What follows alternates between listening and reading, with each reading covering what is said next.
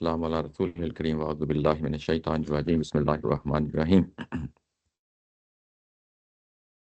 آج ہم دیکھ رہے ہیں آیا نمبر 37 کے بعد کی جو پیراگراف شروع ہو رہا ہے۔ ابھی تک جو کچھ ہم نے پڑھا ہے، ہم جانتے ہیں کہ یہ سورہ توبہ جو جزیرہ نما عرب میں رسولوں کے طور میں جو قیامت برپا ہوتی ہے، یہ آخری رسول کی جو دینونت ہے اس کے حوالے سے ہم سارا مضمون ہے جو دیکھ رہے ہیں شروع سے لے کے ابھی تک۔ اور اس میں دو فریقوں کا جو ہے نا ابھی تک معاملہ طے کر دیا گیا ہے۔ ایک فریق جن کو ہم مشرکین عرب کہتے ہیں، ان کا فیصلہ یہ تھا کہ 9 ہجری تک جو بھی معاملات ہونے ہیں تب تک قتال ہوگا اور اس کے بعد قتل عام ہوگا۔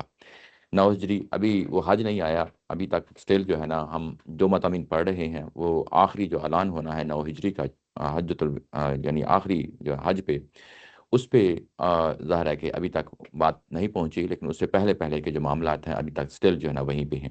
اور اگلا جو مضمون شروع ہو رہا ہے جن کو ہم منافقین کا جو ہے نا مضمون ہے، یہ بھی اس جو 9 ہجری کا واقعہ ہے جس میں یہ آخری اعلان ہونا ہے اس سے پہلے کا یعنی سارا مضمون ہے۔ یعنی اگلا جو شجرہ شروع ہو رہا ہے، شجرہ جس کو ہم کہہ رہے ہیں شجرہ، یہ کہ سیکشن جو اگلا سیکشن شروع ہو رہا ہے، یہ چوتھا جو ہے نا یہ سیکشن ہے۔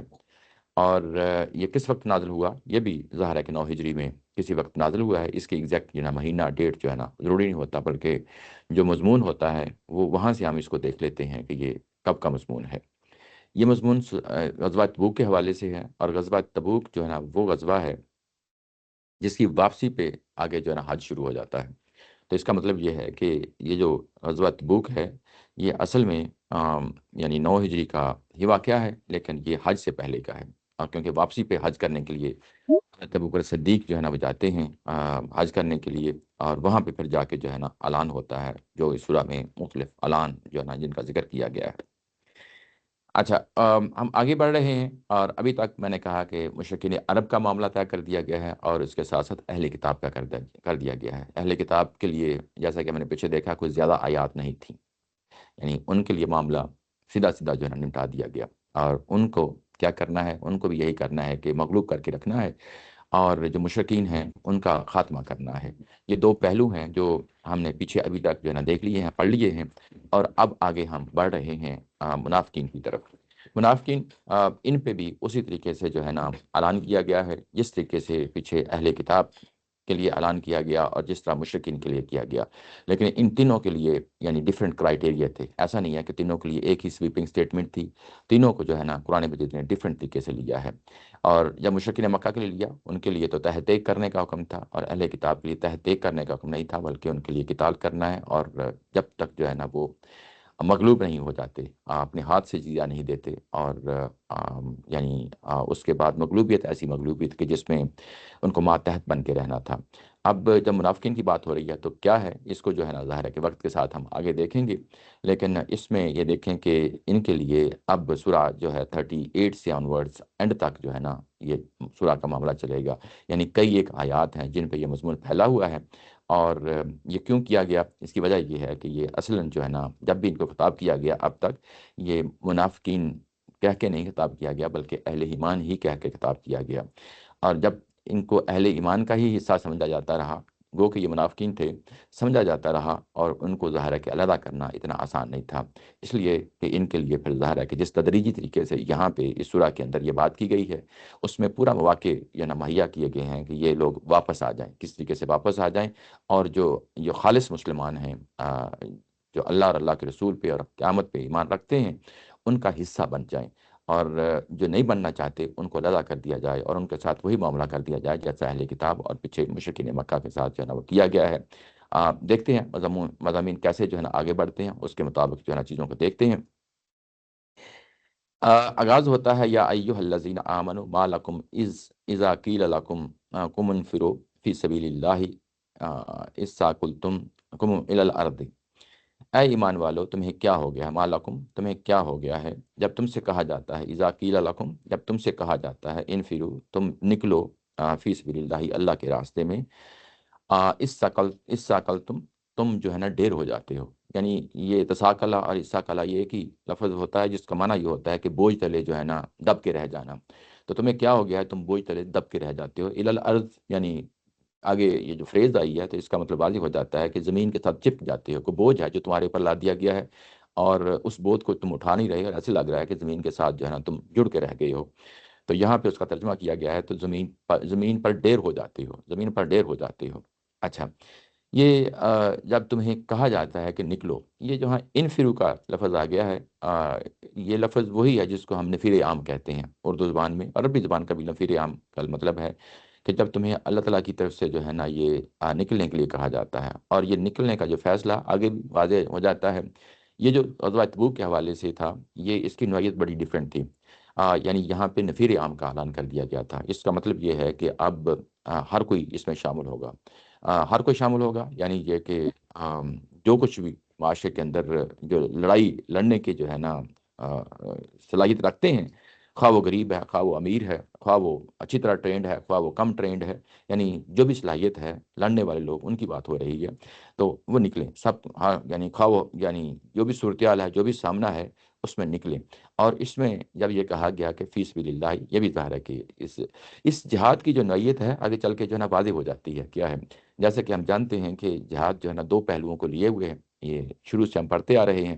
ایک جہاد جو ہے وہ فتنہ کی سرکوبی کے لیے ہے، اور ایک جہاد وہ ہے جو جس کو ہم اللہ تعالیٰ کی جو ہے نا کلمے کی بلندی کے لیے، یا جو ہے نا دوسرے لفظوں میں یہ کہہ لیں کہ جو رسالت کے دور میں جو معاملہ ہوتا ہے، اور اس کے لیے یعنی ایک تو ظاہر ہے کہ یا تو قدرتی آفات کے ذریعے سے جو ہے نا کلا کما کر دی جاتا ہے، یا تلواروں کے ذریعے سے لڑا جاتا ہے۔ تو یہاں پہ بھی جو ٹون ہے قرآن مجید کی، بیسیکلی وہ جہاد کی دوسری قسم ہے، جس کو اعلی کلمت اللہ کہہ لیں، یا جو ہے نا جو رسول کے ساتھ مل کے جہاد کیا جاتا ہے، یہ اس میں دوسرا جہاد نہیں ہے، یعنی جو فتنے کی سرکوبی کے لیے ہے وہ یہاں پہ موجود نہیں ہے۔ وہ آگے چل کے بہت ساری چیزیں جو ہے نا کلیئر ہو جائیں گی۔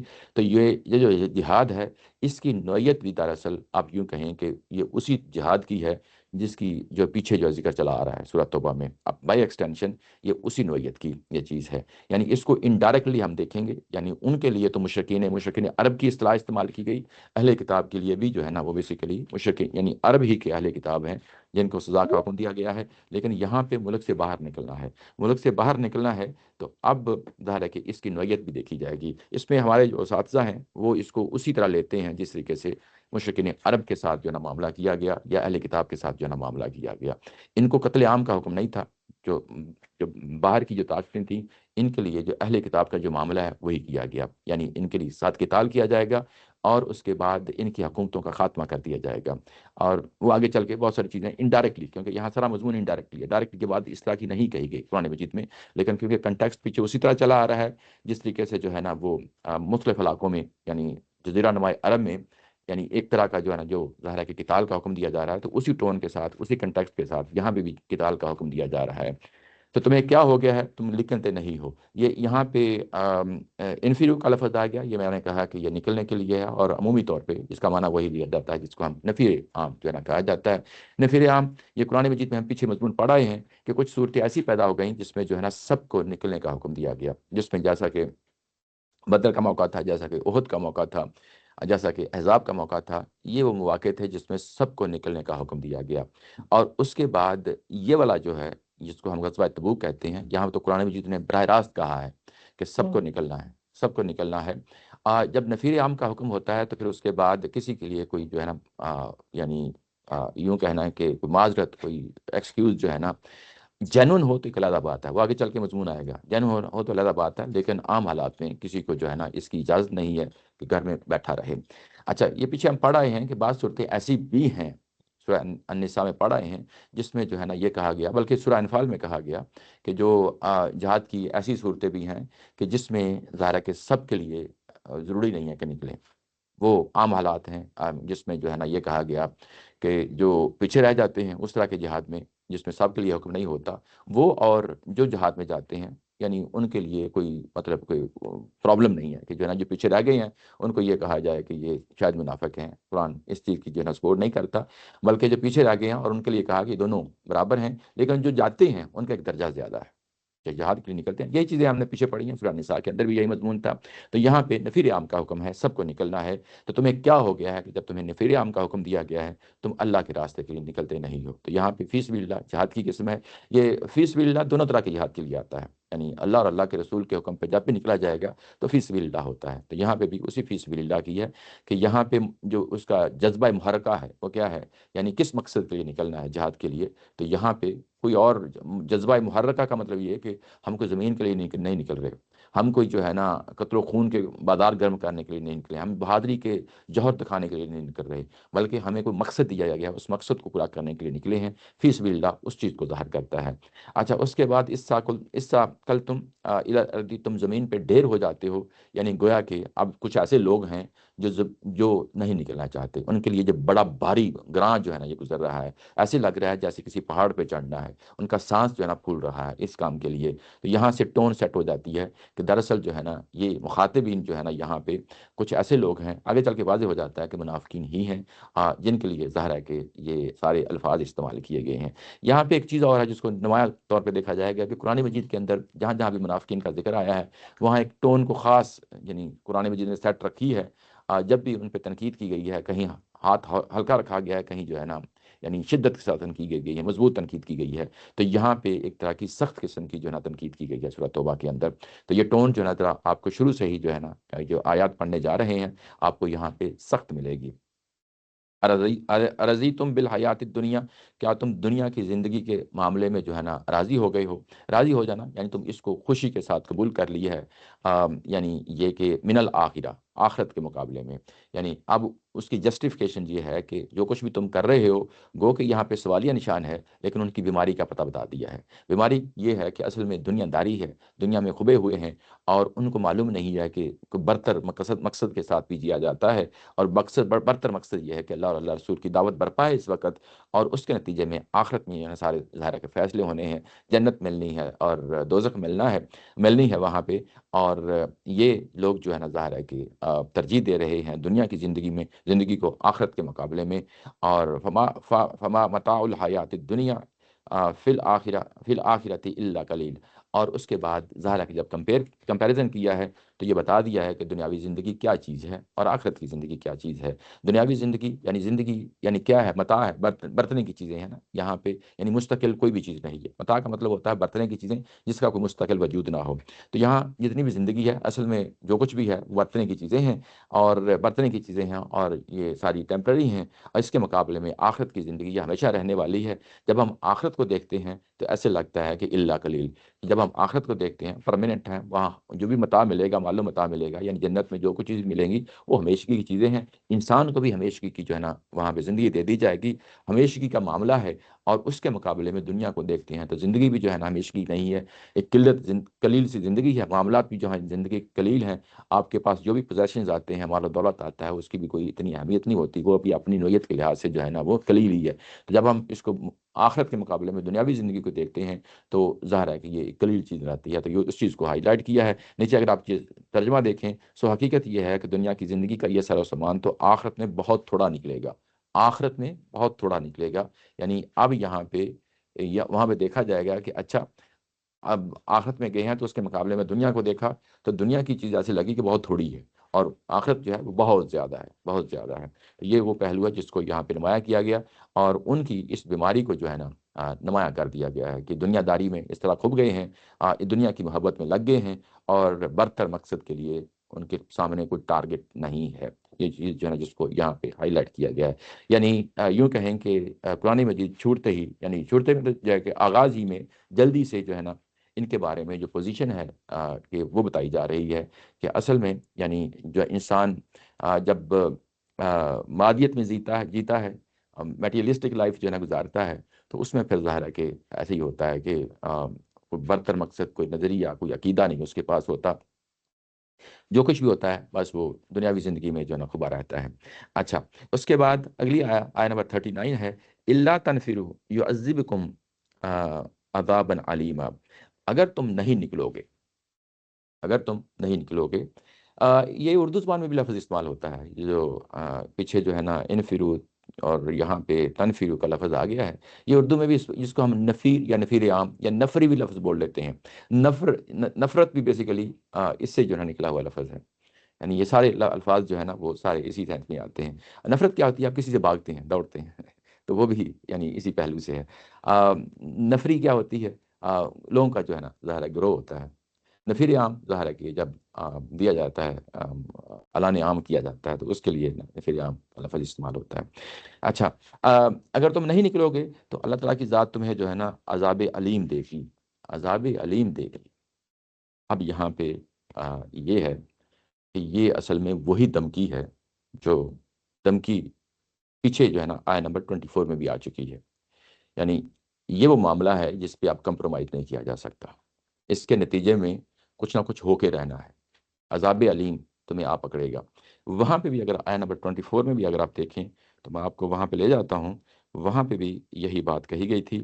آیت نمبر 24 میں یہ کہا گیا تھا کہ تم نے، تمہارے جو آباء و اجداد ہیں یا جو ہے نا تمہارے بہن بھائی ہیں، تمہاری خواتین ہیں، تمہاری فیملیز ہیں یا مال ہیں، جن کو تم بہت کچھ سمجھتے ہو، تمہیں ڈر لگا رہتا ہے کہ کہیں جو ہے نا یہ مال ختم نہ ہو جائے یا مندہ نہ آ جائے، تو پھر یاد رکھو کہ جو ہے نا اللہ اور اللہ کے رسول کے مقابلے میں جب تم یہ فیصلہ کرو گے، فَتَرَبَّصُوا حَتَّىٰ يَأْتِيَ اللَّهُ بِأَمْرِهِ. تو یہ یہاں پہ بھی یہی دھمکی دی تھی کہ یاد رکھو کہ جس طرح دوسری یعنی مشرکین مکہ کے ساتھ معاملہ کیا گیا، اہل کتاب کے ساتھ معاملہ کیا گیا، تمہارے ساتھ بھی وہی معاملہ ہو جائے گا. یعنی جب پیغمبر آتے ہیں، رسول آتے ہیں، اور رسول کے ساتھی ہی جو ہے نا وہ اٹھنے کے لیے تیار نہیں ہوتے، تو جو سزا دوسرے فریق کو ملنی ہوتی ہے وہ سزا پھر ان کو مل جاتی ہے. اور اس کی اگزامپل بھی ہمارے سامنے ہے. وہ کیا ہے؟ وہ سورہ مائدہ میں پڑھ چکے ہیں. جب بنی اسرائیل نے منہ موڑا تھا، ان کو کہا تھا کہ یہ جو مقدس سرزمین ہے اس پہ جا کے تمہیں ہم نے دے دی ہے، اس پہ جا کے جو ہے نا تم حملہ کرو گے اور اس کے بعد قبضہ کرو گے اس پہ. تو وہاں پہ انہوں نے جو ہے نا انکار کر دیا کہ وہاں جو ہے نا جبار لوگ ہیں، بڑے قادور لوگ ہیں، ہم نہیں لڑ سکتے، اللہ کے رسول ہی جا کے جو ہے نا لڑیں. یہ ہم سورہ مائدہ میں پڑھ چکے ہیں. تو اس کے بعد ان کو سزا دی گئی تھی. اب سزا کی کیا نوعیت ہوتی ہے؟ یہ ظاہر ہے اللہ تعالیٰ کی ذات خود فیصلہ کرتی ہے. تو جب یہاں پہ دھمکی دی گئی تھی فَتَرَبَّصُوا حَتَّىٰ يَأْتِيَ اللَّهُ جو ہے نا بِأَمْرِهِ، تو اصل میں یہ بیسیکلی حوالہ موجود تھا اور تمہیں بھی اس طرح کی سزا سے گزار دیا جائے گا. تو یہ یہاں پہ جب آیت نمبر 39 آئی ہے تو یہاں پہ بھی ان کو جو ہے نا، کیونکہ اب یہاں پہ منافقین کو جو ہے نا بات کہی جا رہی ہے، تو ان کو بھی یہاں پہ عذاب علیم کی جو ہے نا دھمکی دی گئی ہے. وَيَسْتَبْدِلْ قَوْمًا غَيْرَكُمْ، اور اس کے بعد تمہیں تو سزا دے دی جائے گی، لیکن تمہارے بعد جو ہے نا ہم کسی اور قوم کو اٹھائیں گے جو تمہاری جگہ لے گی. وَلَا تَضُرُّهُ شَيْئًا، اور اس کے بعد دردناک سزا دے گا، تمہاری جگہ کسی دوسری قوم کو لے آئے گا اور تم خدا کا کچھ نہیں بگاڑ سکو گے. وَلَا تَضُرُّهُ، یعنی اس چیز کو ذہن میں رکھیں کہ تم نہیں نکلو گے تو کیا اس کے نتیجے میں کہ خدا کا کوئی نقصان ہو جائے گا، اللہ کے رسول کا کوئی نقصان ہوگا؟ ہرگز نہیں ہوگا. تم اللہ کا کچھ بھی بگاڑ نہیں سکتے، تم اللہ کا کچھ نہیں بگاڑ سکتے، اللہ کے رسول کا کچھ نہیں بگاڑ سکتے. یہ اپنے ذہن سے یہ اگر کوئی وہم ہے کہ ہماری وجہ سے جنگیں جیتی جاتی ہیں یا ہماری وجہ سے جو ہے نا کوئی معاملات اللہ تعالیٰ کی ذات کر رہی ہے، کوئی ڈیپینڈنسی ہے، تو یہ ذہن سے نکال دو. یہ جو ہے نا کوئی تم سرے سے نقصان نہیں پہنچا سکتے اس کاز کو، جس کاز کے لیے اللہ کے رسول اٹھے ہیں، یا اللہ جو ہے نا تمہیں کہہ رہا ہے. اس میں تمہارا کوئی جو ہے نا کنٹریبیوشن کوئی نہیں ہے، تمہیں بس آزمایا جا رہا ہے، تمہیں دیکھا جا رہا ہے. اگلا معاملہ جو ہے نا اللہ تعالیٰ کی ذات نے خود کرنا ہے. واللہ علی کل شیء قدیر، اور اللہ تعالیٰ کی ذات جو ہے نا وہ ہر چیز پہ قدرت رکھتی ہے. جب یہ لفظ بولا ہے تو یہ بڑا بھاری جملہ ہے. واللہ علی کل شیء قدیر، یہ ایک بھاری جملہ ہے. مطلب یہ ہے کہ میں نے تو اپنے رسول کو کھڑا کر دیا ہے، تم نہیں بھی نکلو گے تو میں تو پوری قدرت رکھتا ہوں. میں ان کو جو ہے نا جو رسول کے مخالفین قومیں ہیں، میں ان کو ایسے ہی تباہ و برباد کر دوں گا جیسے جو ہے نا پچھلی قوموں کے ساتھ کیا، قدرتی آفات کے ذریعے سے کیا، زلزلوں سے کیا، فلڈ سے کیا، اور کسی اور طریقے سے جو ہے نا قدرتی آفات کے ذریعے سے کر دیا. میں اپنی پوری قدرت رکھتا ہوں. یعنی ایک بڑی بھاری سٹیٹمنٹ ہے. اور اس کے اندر دوسری دھمکی یہ چھپی ہوئی ہے کہ اگر تم نہیں اٹھو گے تو تمہیں تو سزا ہو جائے گی، لیکن اس کے ساتھ ساتھ تمہاری جگہ جو ہے نا کوئی اور لوگ بھی آ جائیں گے، جو تمہاری جو ہے نا جگہ لے لیں گے، اور تمہارے اس حرکت کی وجہ سے اللہ کو کوئی نقصان نہیں ہونے والا. یہ ساری چیز جو ہے واللہ علی کل شیء قدیر جو ہے نا، جب بھی جو ہے نا کسی آیت کے آخر میں اللہ تعالیٰ کی صفت کا جو ہے نا اضافہ ہوتا ہے تو بعض اوقات ہم اس کو ویسے ہی سرسری طور پہ پڑھ کے آگے گزر جاتے ہیں. اصل میں ان صفات کے اندر ہی سب کچھ اللہ تعالیٰ کی جو انٹروڈکشن ہے، اللہ تعالیٰ کا جو بھی پہلو نمایاں کرنا ہوتا ہے وہ نمایاں کر دیتا ہے. اور یہاں پہ اللہ کا قدیر ہونا، یہ جو پچھلی سٹیٹمنٹ دی ہے اس پہ سٹیمپ لگا دی ہے کہ تم اللہ کا کچھ نہیں بگاڑ سکتے، تمہیں عذاب کی زد میں آ جاؤ گے، تمہارے جو ہے نا جب تمہیں ختم کر دیا جائے گا تو اس کے بعد کوئی اور قوم آ جائے گی، وہ اللہ تعالیٰ کی ذات کے لیے، اللہ کے رسول کے لیے جو ہے نا اٹھ کھڑے ہوں گے لوگ، جس طرح بنی اسرائیل کے لیے ہوا تھا، وہ 40 سال کی ان کو سزا دے دی گئی، یہ سورہ مائدہ میں بیان ہوا ہے۔ تو اس کے بعد اگلے لوگ اٹھے تھے جنہوں نے جو ہے نا اس مقصد کو پورا کیا تھا جو مقصد ان کو دیا گیا تھا وہاں پہ۔ تو ایگزیکٹلی یہی صورتحال یہاں پہ ہے۔ یہاں پہ ایک اور پہلو ہے، میں اس کو بھی نمایاں کرنا چاہتا ہوں۔ میں نے کچھ ساتھ جو ہے نا کچھ قرآن مجید کی آیات جو ہے نا وہ یہاں پہ رکھی ہیں، اس کو دیکھ لیتے ہیں۔ اچھا، یہ یہاں پہ جو ذریت ابراہیم ہے اس کا ایک خاص پہلو ہے جو یہاں پہ اس آیات کے اندر جو ہے نا موجود ہے، میں آپ کے سامنے رکھنا چاہتا ہوں۔ جب اللہ تعالیٰ کی ذات جو ہے نا ذریت ابراہیم میں سے کسی قوم کو ذمہ داری دیتی ہے، قوم کو ذمہ داری دیتی ہے، تو اس کے بعد کچھ ایکسپیکٹیشنز ہیں جس کو وہ پورا کرنا ہوتا ہے۔ وہ ایکسپیکٹیشنز کیا ہیں؟ سب سے پہلے یہ چیز دیکھی جائے گی کہ قرآن مجید کے اندر کوئی ذریت ابراہیم کو کوئی مقام اور مرتبہ دیا گیا ہے، وہ ہمیں سورہ آل عمران کی آیت نمبر 33 سے پتہ چلتا ہے کہ ہاں دیا گیا ہے۔ یہاں کہا گیا ہے کہ ان اللہ اصطفیٰ آدم و نوحا، آدم علیہ السلام کو چنا اور نوح علیہ السلام کو چنا، اور وہ اعلیٰ ابراہیم، اور ابراہیم علیہ السلام کی اولاد کو چنا۔ تو یعنی یہاں پہ نبیوں کا سلسلہ، رسولوں کا سلسلہ، اور اس کے بعد امتوں کا سلسلہ، دو ہی امتیں ہیں، بنی اسرائیل ہے اور بنی اسرائیل ہے اور بنی اسماعیل ہے۔ تو یہاں پہ اعلیٰ ابراہیم جو ہے یہ اصل میں جس طرح استفاء کا معاملہ کیا گیا ہے، استفاء کا مطلب جس طرح رسولوں کو، پیغمبروں کو چنا جاتا ہے، ایسے ہی ہم نے امتوں کو چنا ہے، امتوں کی بھی جو ہم نے ذمہ داری رکھی ہے جس کو آل ابراہیم کہہ کے یہاں پہ بیان کیا گیا ہے۔ اور وہ اعلیٰ عمران، ظاہر ہے کہ یہاں پہ آل عمران، عیسیٰ علیہ السلام، مریم علیہ السلام، ان کی جو ہے نا یہاں پہ بات کی گئی ہے، اور ان کو ہم دنیا پہ، پوری دنیا پہ یعنی ایک خاص مقصد کے لیے آل ابراہیم کو جو ہے نا چنا، کیونکہ اس کے بعد خاص کا ذکر کیا آل عمران، کیونکہ ظاہر ہے اس وقت معاملہ ان کے ساتھ تھا۔ تو اب جب کہ ظاہر ہے کہ یہ اصل میں آل عمران، سوری آل ابراہیم سے مراد بنی اسماعیل اور بنی جو ہے نا اسرائیل ہیں۔ اچھا، اس کے بعد اگلا جو ہے نا جو پہلو ہے، اسی جو ہے نا جو میں نمایاں کرنا چاہتا ہوں، یہ میں نے بتایا کہ جب ذریت ابراہیم کو جو ہے نا چنا جاتا ہے تو یہ ذمہ داری کا بیان تھا۔ اس کے بعد ایک اور پہلو ہے جو آپ کے سامنے رکھنا چاہتا ہوں، یہ ہے جو ان کو حکم دیا گیا تھا، جس میں یہ کہا گیا تھا بنی اسرائیل کو، یا قوم ادخلوا الارض المقدس التی کتب اللہ لکم، تمہارے لیے یہ مقدس سرزمین ہے جو چن لی گئی ہے، اور اس کے لیے اب تمہیں جو ہے نا نکلنا ہے، اس میں داخل ہو جاؤ، ولا ترتدوا علی ادبارکم فتنقلبوا خاسرین، اور تمہیں جہاد کا حکم دیا جا رہا ہے، اگر تم واپس لوٹو گے تو تمہارے لیے خسارہ ہی خسارہ ہے، یہ دھمکی ہے ان کو۔ اور اس کے بعد انہوں نے یہ خسارہ لیا ہے کہ انہوں نے اگلی آیت میں کہا ہے کہ ہم نہیں جا سکتے، جو ہے نا نہیں جا سکتے۔ سورہ جو ہے نا مائدہ ہے، ہاں، اس میں سے صرف دو لوگ ہی اٹھے تھے اس وقت، یہ آیت نمبر 23 کہتی ہے کہ اس میں سے دو لوگ ہی اٹھے تھے۔ اس کے بعد آگے کہا ہے کہ قالوا یا موسیٰ ان لن ندخلها ابدا ما داموا فیہا، جب تک جو ہے نا وہ لوگ وہاں ہیں ہم جا نہیں سکتے، فاذهب انت وربک، تم اور تمہارا خدا جاؤ، ہم نہیں جا سکتے، فقاتلا، تم دونوں جا کے لڑو، انا ہاہنا قاعدون، ہم یہاں پہ بیٹھے ہیں، ہم یہاں پہ بیٹھے ہیں۔ یہ ہے بنی اسرائیل نے جب جو ہے نا ذمہ داری اٹھانے سے انکار کیا، اور اس کے ساتھ پھر یہ معاملہ ہوا، تو یہ اصل میں اس کا حوالہ ہے، اس کا حوالہ ہے۔ اور یہ جو پیچھے ہم نے پڑھا ہے، کیونکہ پچھلی آیا میں بھی میں نے اس کا حوالہ نہیں دیا تھا، سوری ونڈوز بند ہونی چاہیے اچھا، تو یہ میں نے جو ہے نا یہاں پہ حوالہ دیا ہے۔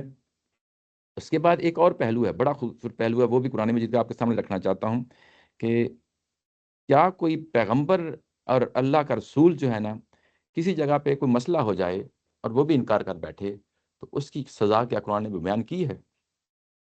بیان کی ہے۔ یعنی ایک تو یعنی یوں کہہ لیں کہ رسول کے مخاطبین ہیں جس کو ہم بنی اسرائیل اور بنی اسماعیل کہہ رہے ہیں، یہ بات سمجھ رہے ہیں نا؟ ایک رسول کی اپنی ذات ہے، رسول کی اپنی ذات ہے، کیا اللہ تعالیٰ کی ذات نے اس کے لیے بھی جو ہے نا کوئی اس طرح کرائٹیریا رکھا ہے کہ اگر فرض کیا کہ وہ اپنی ذمہ داری ادا نہیں کرتے تو رکھا ہے؟ اس کو جو ہے نا یہ سورہ الحاقہ میں جو ہے نا بیان کیا ہے، اس میں نبی محترم صلی اللہ علیہ وسلم جو ہے نا مخاطب ہیں، اور یہاں پہ بتایا گیا جا رہا ہے وَلَوْ تَقَوَّلَ عَلَيْنَا بَعْضَ الْأَقَاوِيلِ، اگر یہ پیغمبر خود کوئی ایسی چیز گھڑ لیتا اپنے سے، ذمہ داری جو بیان کی گئی ہے نا، ظاہر ہے کہ رسول کی اپنی کیا ذمہ داری ہے، اسی رسالت کے پیغام کو پہنچانا ہے. اور اگر یہ کوئی چیز اس رسالت کے پیغام میں گڑبڑ کر دیں، کوئی اپنی چیز اپنے سے بیان کر دے، تو ہم کیا کرتے ہوتے ہیں؟ ہم پھر اس کے بعد ہم اس کا دائیں ہاتھ پکڑتے ہیں، اور اس کے بعد دائیں ہاتھ پکڑ کے ہم اس کی جو ہے نا رگے گردن کاٹ دیتے ہیں. یعنی اسی مرحلے پہ جو ہے نا اس کا معاملہ ختم کر دیتے ہیں. اچھا، اور اس کے بعد اگلی بات کی، پھر تم میں سے کوئی ہمیں اس کام سے روکنے والا نہیں ہوتا. یعنی کتنی بڑی دھمکی ہے یہ بھی. یہ بات سمجھ رہے ہیں نا؟ یہ کہ دیکھیں، اگر رسول اپنے منصب سے پیچھے ہٹتا ہے تو وہ بھی ایک کڑے امتحان میں کھڑا ہوتا ہے. اس کو جو ذمہ داری دی جاتی ہے، ڈیفینیٹلی وہ پرسنالٹی اس قابل ہوتی ہے کہ اپنی ذمہ داریاں جو ہے نا ڈلیور کرے، اور وہ کرتی بھی ہے. ایسا کسی رسول نے کیا بھی نہیں ہے. ایک ہلکی سی جو ہے نا معاملہ ہوا ہے تو یونس علیہ السلام کے ساتھ، وہ آگے چل کے ہم دیکھیں گے، اور اس کی بھی ان کو سزا ملی ہے. مچھلی کے پیٹ میں چلے گئے ہیں، وہ سزا تھی دراصل میں جو ہے نا کہ وہ اس سے کیوں پیچھے ہٹے ہیں. ایسے ہی یہاں پہ جو ہے نا اگر آپ دیکھیں تو کتنی کڑی سزا ہے کہ رسول اپنے مقام سے ہٹتا ہے تو کیا ہے. اور اس کے بعد کیونکہ بنی اسرائیل، آل ابراہیم، بنی اسماعیل اور بنی اسرائیل کو ایک ذمہ داری دی گئی ہے، اگر وہ پیچھے ہٹتے ہیں، اپنی ذمہ داری سے پیچھے ہٹتے ہیں، تو اس کی بھی سزا ان کو ملتی ہے. یعنی اس ساری بات کا لب لباب یہ ہے کہ جو آیا نمبر 24 میں پیچھے پڑ چکے ہیں، اور یہاں جو ہے نا آیا نمبر 39 میں پڑے ہیں. میں نے پورا جو ہے نا آپ لوگوں کے سامنے اس کا مضمون رکھا ہے تاکہ اس کے کانسیکوینسز جو ہے نا وہ سارے سامنے رکھیں. اس کو ہم سرسری طور پہ نہیں گزار سکتے. ان آیات کو پڑھتے ہیں، اور ان کو پڑھنے کے بعد جو قرآن مجید کے اندر مختلف جگہ پہ چیزیں بکھری پڑی ہوئی ہیں، یعنی اس سے ملتی جلتی مثالیں پڑی ہوئی ہیں، اس کو ہم نظائر کہتے ہیں. نظائر کا مطلب اس سے ملتی جلتی مثالیں مختلف جگہوں پہ بکھری ہوتی ہیں. قرآن بعض جگہ پہ اشارہ کر ان کو کر کے آگے بڑھ جاتا ہے. تو یہ اس چیز کی پوری کو میں نے کھولا ہے جو آیا نمبر 24 میں پیچھے پڑا ہے، اور یہاں بھی پڑا ہے کہ اصل میں یہ ذمہ داری کا وہ بیان ہے. جی بات کریں.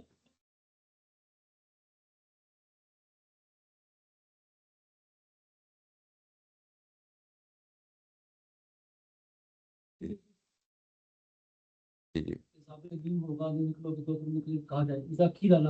جی جی تو آج اٹھے اگر کہے نکلو، جی دیکھو یہ آیت لکھی ہے، نہیں نکلو تو تم گئے، جی جی ہم اس کو نہ مانیں. جی جی ایسے سوچ سکتے ہیں کہ نہیں، یہ ہم سے جو ہے نا، یہ جس کنٹیکسٹ میں یہ باتیں آ رہی ہیں ہم سے سرے سے متعلق نہیں ہے. سرے سے متعلق نہیں ہے. یعنی یہ قرآن مجید کا وہ جو عذاب ہے، آخری عذاب ہے، کسی رسول کی زمانے میں جو عذاب آتا ہے اس کا بیان ہے. کیونکہ وہ تلواروں کے ذریعے سے آیا ہے، اور تلواروں کے ذریعے سے آیا ہے، اور اس میں پھر جو ہے نا ظاہر یہ سارے احکامات دیے جا رہے ہیں. یہ اس کنٹیکس میں بات ہو رہی ہے. ہاں کچھ چیزیں ایسی ہیں، کچھ یہاں سے چیزیں اٹھتی ہیں، اور وہ جس طرح ابھی پیچھے تھوڑی دیر پہلے بات ہوئی تھی کہ دنیاوی محبت اور آخرت کا جو ہے نا معاملہ، کسی مقصد کے لیے جینا، یہ تو ہم سے بھی متعلق ہو جاتا ہے. ٹھیک ہے نا؟ یعنی اس سے جو مفہوم نکلے گا اس سے بعض پہلو ہم سے بھی متعلق ہوں گے. میں یہ نہیں کہہ رہا کہ ہر چیز جو ہے نا اس کو اٹھا کے صرف انہی کے ساتھ ہے. بعض چیزیں ہم سے بھی متعلق ہو جائیں گی، لیکن جو کنٹیکسٹ ہے وہ کنٹیکسٹ انہی سے متعلقہ ہے. اور اس میں جی جی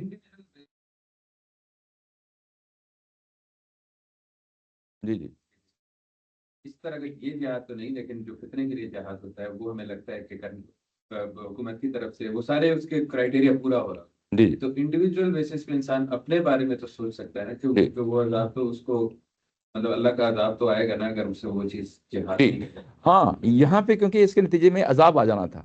میری بات سمجھ رہے ہیں نا؟ اور ہمارے معاملے میں جو موجودہ حالات میں جو کچھ بھی پیدا ہوتا ہے اس میں ضروری نہیں کہ عذاب آئے. دنیا میں نہ آئے، آخرت میں تو وہ تو عذاب ہے. وہ تو ہے، آخرت میں ہے. اچھا، اس کے بعد اگر فرض کیا آج کے دور میں کوئی اس طرح کی صورتحال پیدا ہو جاتی ہے جس میں نفیر عام کا حکم ہوتا ہے، وہ میں اور آپ نے فیصلہ کرنا ہے. اور میرے اور آپ کے فیصلے کی بنیاد پہ یہ نہیں کہا جا سکتا کہ جو حکمران کہہ رہے ہیں وہ اللہ کا فیصلہ ہے. یہ دعویٰ نہیں کیا جا سکتا. اس میں آپ وہ دلائل دیں گے، حکمران دلائل دیں گے، ہم بھی دلائل کے ساتھ اس کا جواب دیں گے، اور ہماری نیت اگر خالص ہے تو اس کا کوئی خمیازہ نہیں ہوگا. میری بات سمجھ ہے نا؟ یعنی قیامت میں اس پہ خمیازہ نہیں ہوگا. ہاں اگر میری نیت میں کوئی کھوٹ ہے اور وہاں پہ میں منافقانہ کو طرز عمل اختیار کر جاتا ہوں، یہ سمجھتے ہو کہ واقعی نفیر عام میں جو ہے نا میری ضرورت تھی اور میں نہیں گیا، وہ تو میرے اندر کا جو کھوٹ ہے اس کی سزا تو مجھے قیامت میں ملنی ہے نا. یہ اس طرح سے اس طرح ریلیونٹ ہو جاتا ہے. یعنی اس طرح ریلیونٹ، لیکن جو کنٹیکس ہے جس میں یہ بات کہی جا رہی ہے وہ ہم سے اس کا تعلق نہیں ہے. یہ بات واضح رہنی چاہیے. یعنی یہ بات واضح ہو گئی نا؟ جی جی جی میں کچھ کام نہیں ہوتا. جی جی ہاں درست کہہ رہے ہیں. تو اے آئی کا دور ہے. جی جی جو اے آئی میں ترقی ہوگی وہی نفیر عام ہوگا. وہی جنگ جیتیں گے. جی جی اے آئی کے ڈیولپمنٹ میں مسلمانوں کی ڈیولپمنٹ میں کوئی حصہ لے رہا ہے کہ ہم تو نہیں لے رہے. جی جی تو ہم تو آلریڈی ایک بہت غلط جگہ پر کھڑے. تو جو لوگ مسلمانوں کی ڈیولپمنٹ میں کوئی حصہ لے رہے ہیں وہ شاید اس جہاد میں بھی کا کوئی حصہ ہو. کیونکہ ہم تو کوئی بھی مسلمانوں کے لیے کوئی پریکٹیکلی میں تو کچھ بھی نہیں کرتا.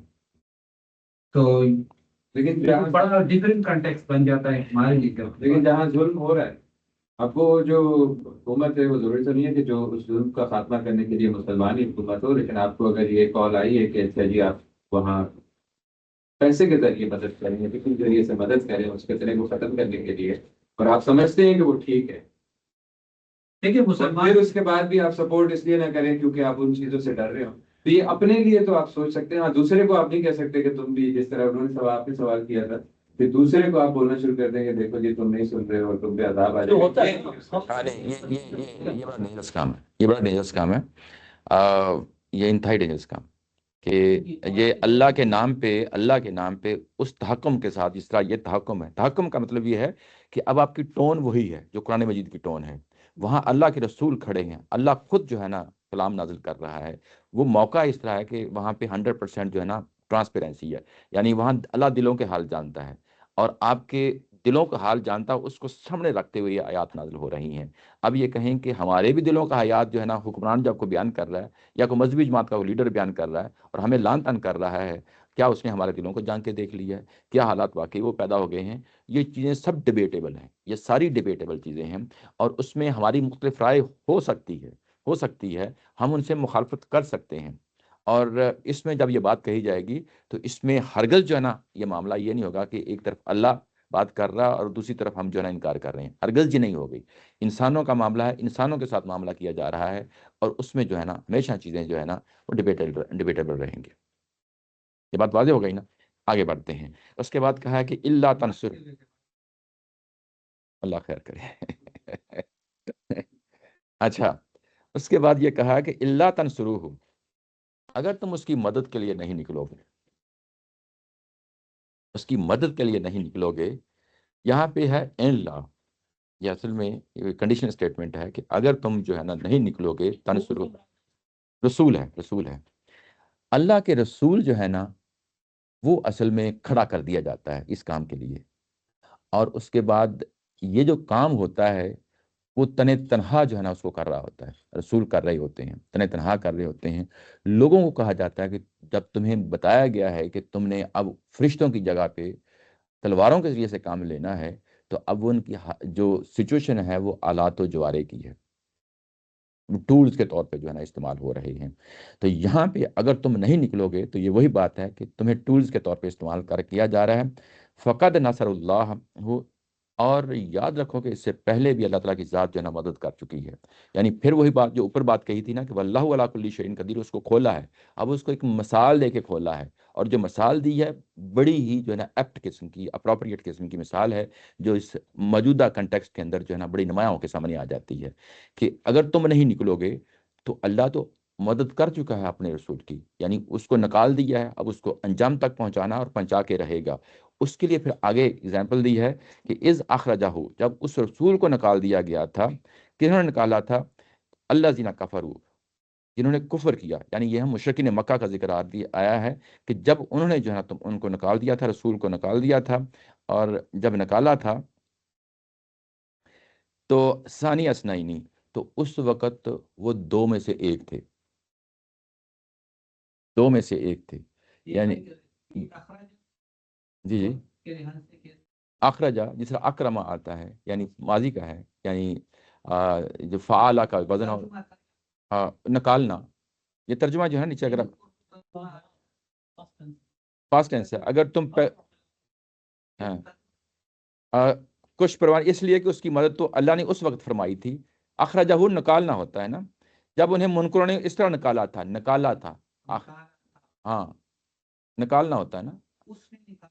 کس نے نکالا تھا؟ آگے کفر ہوا آ گیا نا, مشرکین مکہ نے نکالا تھا. نا ٹھیک ہے نا، یعنی اخرجہ، اس کو نکالا، کس نے نکالا؟ اللہ زینہ کفروا، جن لوگوں نے کفر کیا. تو یہاں پہ مشرکین مکہ ہیں. اچھا یہاں پہ تیسری دفعہ ذکر آ گیا ہے. یعنی قرآن مجید جو ہے نا اگر کسی چیز کو ہائی لائٹ کر رہا ہے تو وہ پیوٹل پوائنٹ ہوتا ہے، سینٹرل پوائنٹ ہوتا ہے، یعنی اس کو ہم اگنور نہیں کر سکتے. تیسری دفعہ ذکر آیا کہ رسول کو نکالا گیا ہے. سورہ انفال میں واضح کر دیا گیا تھا کہ جب نکالا جاتا ہے تو اس کے بعد تو لازمی ہو جاتی ہے عذاب. سورہ انفال میں یہ بتایا گیا تھا.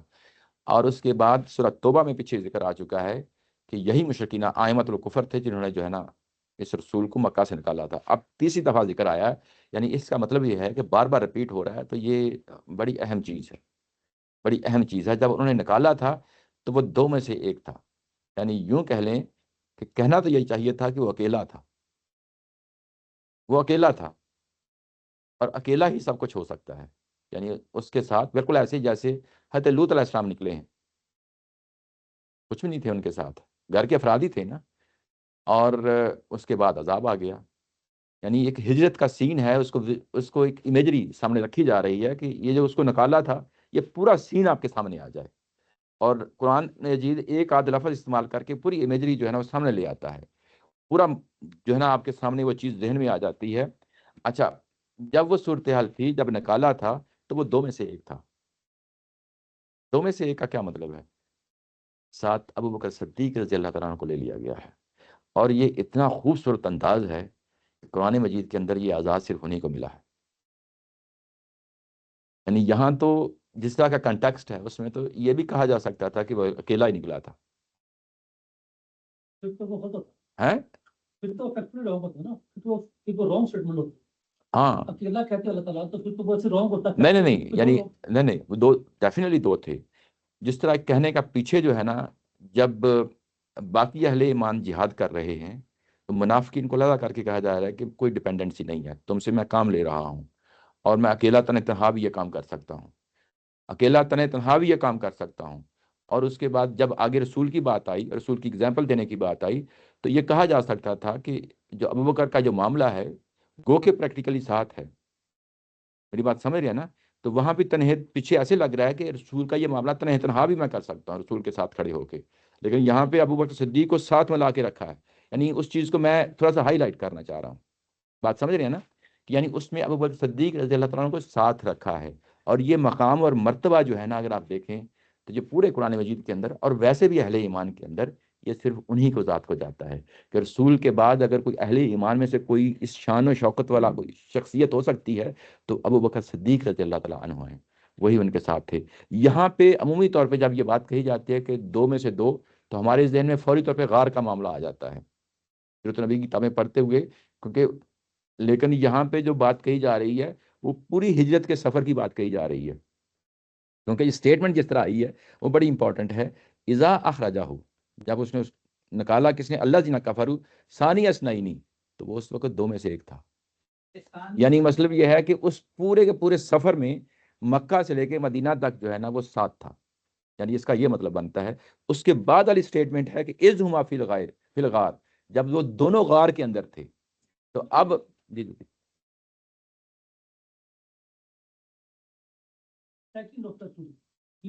جس سے وہی ہاں ہاں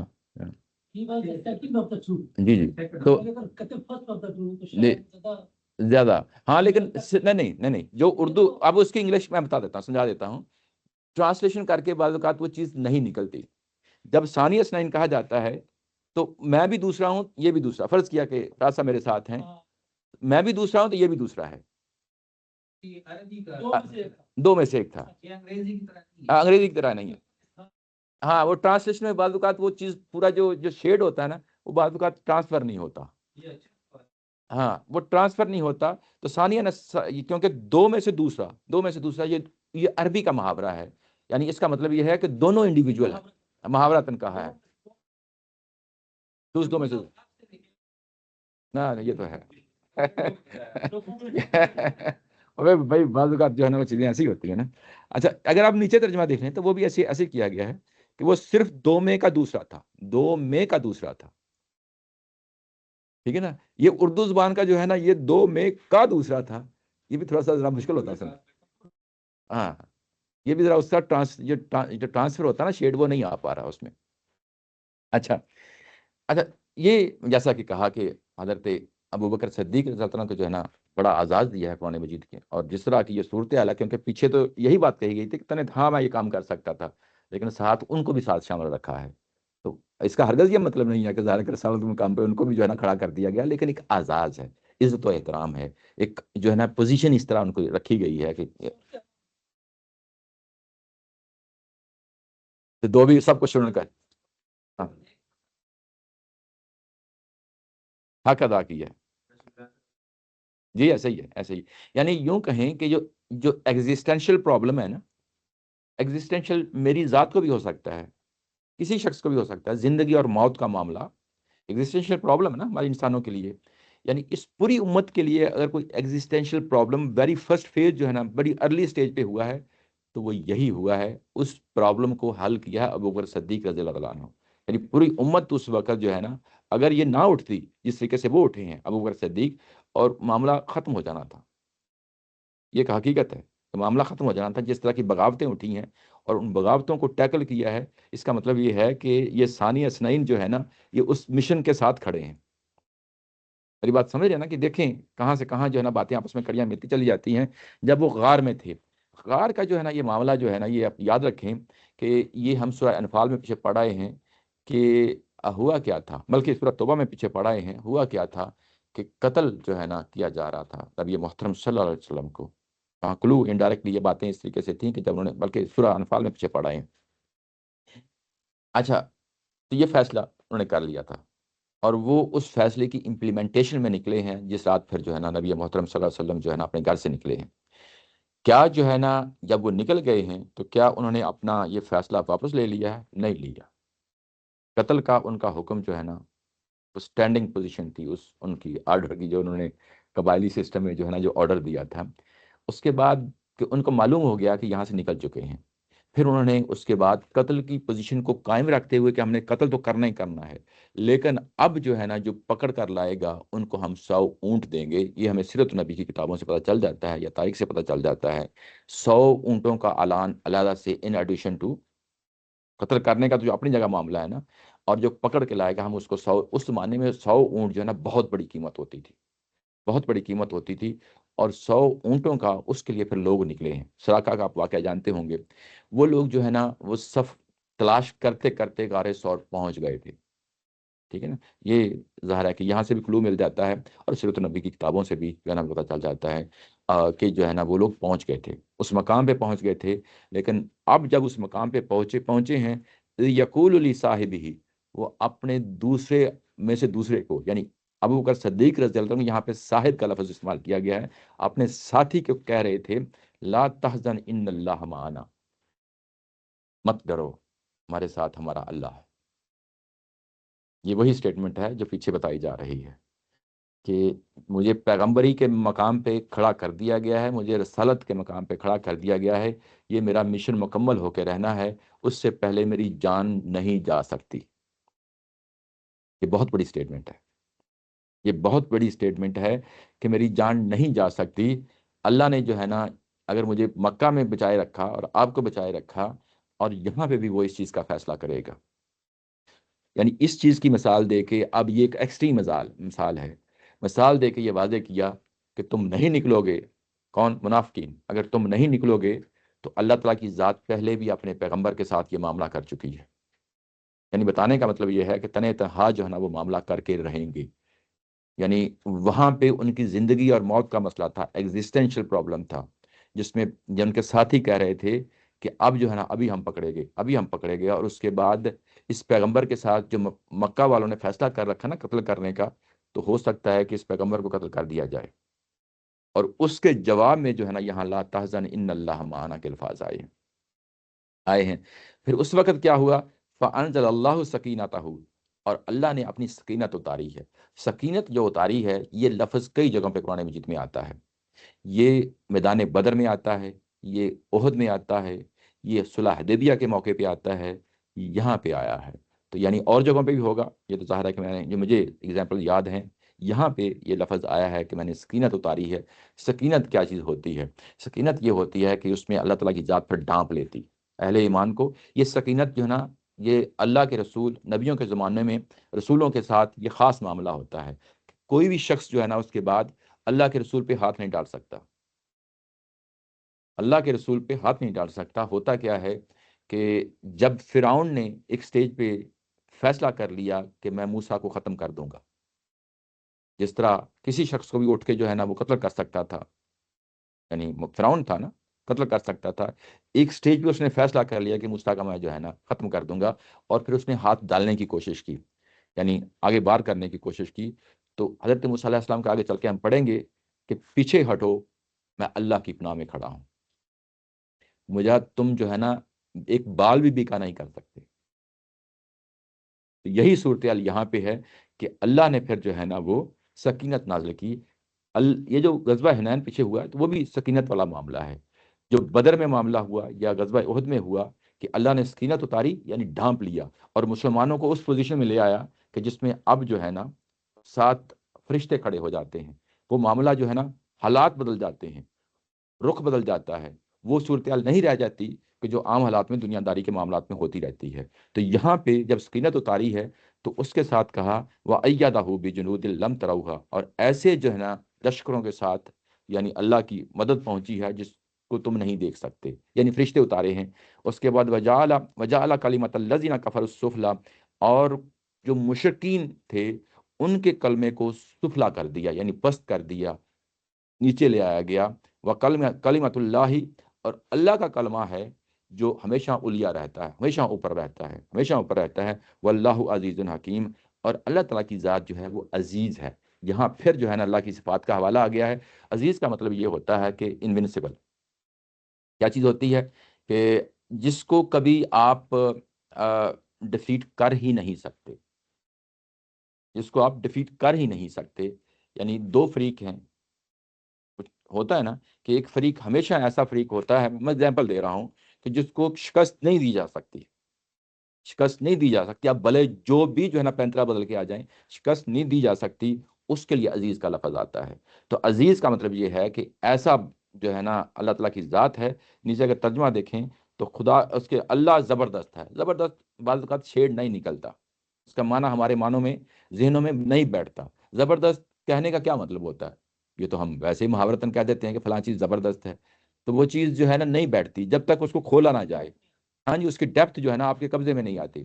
یہ جو قرآن مجید کی جو عربی ہے، جن لوگوں نے جن کے سامنے یہ نازل ہوئی ہے، وہ اس کی ڈیپتھ میں جا کے اس کو پکڑ لیتے ہیں، چیز کو اٹھا لیتے ہیں۔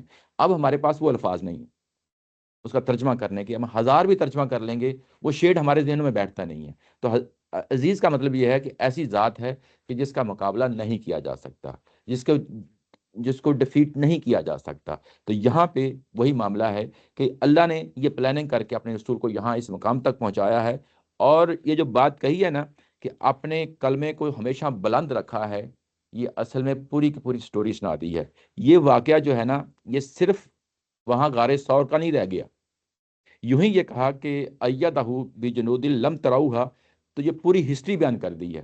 کہنے کا مطلب یہ ہے کہ غار ثور سے لے کے اب تک، غار ثور سے اگر آپ نیچے ترجمے بھی دیکھیں تو ایسی ہی بات کہی گئی ہے، خدا کی اونچی رہی اور اللہ زبردست تھا اور بڑا حکمت والا ہے۔ یعنی اب تک یہ نیچے اگر آپ دیکھیں گے 98 میں جو ہے نا یہ بالاجمال ان سب تائیدات الہی کا حوالہ ہے جو اس وقت تک ظاہر ہو چکی تھی۔ یعنی قرآن مجید کا بعض اوقات اسلوب جو ہوتا ہے وہ چند ایک لفظوں میں پوری بات بتا دیتا ہے۔ کہنے کا مطلب یہ ہے کہ غار ثور کا معاملہ صرف اکیلا معاملہ نہیں ہے، پوری ہسٹری بن چکی ہے۔ اب تمہارے سامنے میدان بدر جو ہے نا وہ آ چکا ہے، آپ کے سامنے جو ہے نا وہ احد آ چکا ہے، آپ کے سامنے احزاب آ چکا ہے، آپ کے سامنے فتح مکہ ہو چکا ہے، آپ کے سامنے غزوہ حنین ہو چکا ہے، پورا جزیرہ نمائی آپ کے سامنے اب سرنگو ہو چکا ہے۔ یہ اس چیز کا حوالہ ہے، اور اس میں یہ بات کہی جا رہی ہے کہ تمہارا جو معاملہ ہے، یعنی تم نے دیکھ لیا کہ تمام کی تمام قوتیں پاش پاش ہو گئیں، اللہ کا کلمہ جو ہے نا بلند ہو گیا۔ یہ اللہ کا کلمہ کیا ہے جو بلند ہو گیا؟ یہ آیت نمبر جو ہے نا آپ کو اب 39 میں جو ہے نا آپ کو 33 میں جو ہے نا ملے گا، جا کے میں آپ کو وہاں پہ لے جاتا ہوں۔ جو آیت نمبر 33 ہے وہ کیا ہے، تو کے ساتھ مجھے جو ہے لڑنا پڑ رہا ہے اچھا آیت نمبر سوری 40 کے نیچے 33، یہ ہے وہ معاملہ، یریدون ان یطفئوا نور اللہ بافواہہم، اللہ اپنے نور کو مکمل کر کے رہے گا، اور وہ نور مکمل ہو کے رہا، اور اس کے بعد اللہ اپنے دین کو جو ہے نا لیظہرہ غلبہ کر کے رہے گا، اور وہ ہو کے رہا۔ مشرکین اس کو نہیں چاہتے تھے، اہل کتاب نہیں چاہتے تھے، ان کی جو چاہنے والا معاملہ ہے اس کے برخلاف اللہ نے یہ کر کے رکھا۔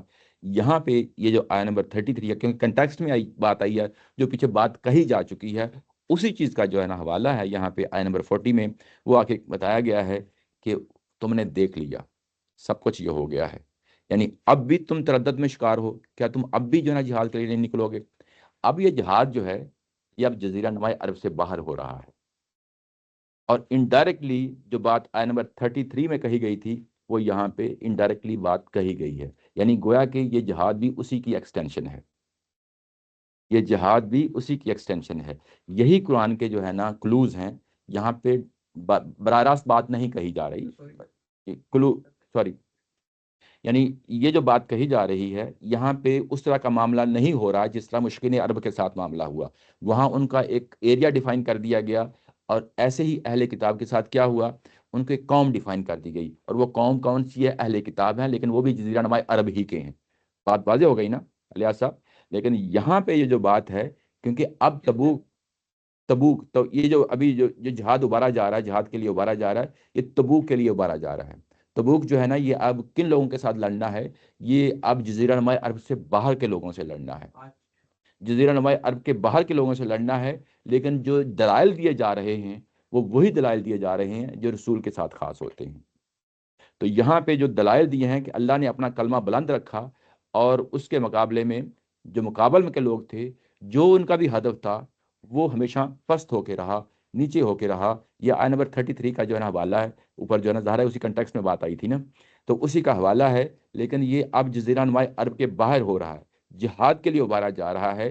تو ہم یہ کہہ رہے ہیں کہ ہمارے اساتذہ جو ہے نا اس کو جو جزیرہ نما عرب کا جو جہاد ہے اس کے باہر کے جہاد کو، اس کو ایکسٹینشن قرار دیتے ہیں، ایکسٹینشن قرار دیتے ہیں، اور احادیث سے بھی یہ چیزیں ثابت ہو جاتی ہیں، اور یہاں سے بھی یہ چیزیں ہم جو ہے نا اس انڈیکیشن جو ہمیں یہاں مل رہے ہیں اس کی بنیاد پہ یہ کہتے ہیں کہ جزیرہ نما عرب کا جو باہر کا جہاد ہے اس کی نوعیت بھی وہی ہے جو وہاں پہ جزیرہ نما عرب میں جہاد کیا گیا۔ بات واضح ہو گئی نا؟ جی جی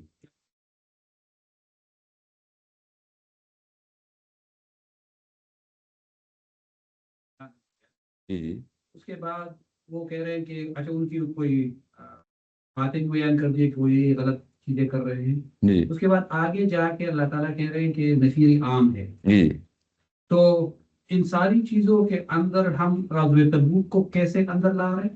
یہ کیسے پتہ چل رہا ہے کہ یہ اس کے ساتھ لنک ہو رہا ہے؟ ابھی آگے چل کے پتہ چل جائے گا نا کہ یہ جتنے جہاد کی تیاری کروائی جا رہی ہے یہ غزوہ تبوک کے لیے کروائی جا رہی ہے۔ اچھا آگے پتہ چلے گا، آگے چلا جائے گا، ابھی اگلے پیراگراف میں پتہ چل جائے گا کہ یہ غزوہ تبوک کے لیے تیاری کی جا رہی ہے، اور غزوہ تبوک کی جو تیاری کے لیے دلائل دیے جا رہے ہیں وہ بیسیکلی وہی دلائل دیے جا رہے ہیں جو جہاد کی دو نوعیتیں ہوتی ہیں۔ جب یہ ہمارا سیشن سٹارٹ ہوا ہے تو میں نے کہا تھا کہ جہاد کی دو نوعیتیں ہیں، ایک تو فتنہ کی سرکوبی کے لیے، اور ایک رسول کے دور میں اللہ کے کلمے کی بلندی کے لیے ہے، ٹھیک ہے نا؟ یہ اب ہم نے یہ طے کرنا ہے کہ یہ جو تبوک کے لیے جہاد کے لیے ابھارا جا رہا ہے اس کی نوعیت کیا ہے۔ تو یہاں پہ جو دلائل دیے جا رہے ہیں یہ وہی دلائل ہیں جو رسول کے ساتھ خاص ہوتے ہیں، یہ فتنہ کی سرکوبی کے لیے نہیں ہے۔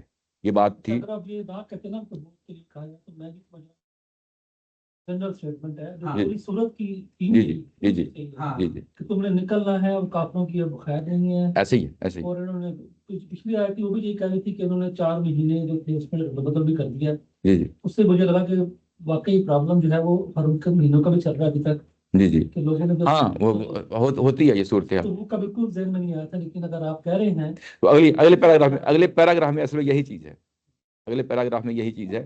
ابھی تک یہ چیز واضح ہو گئی؟ جی جی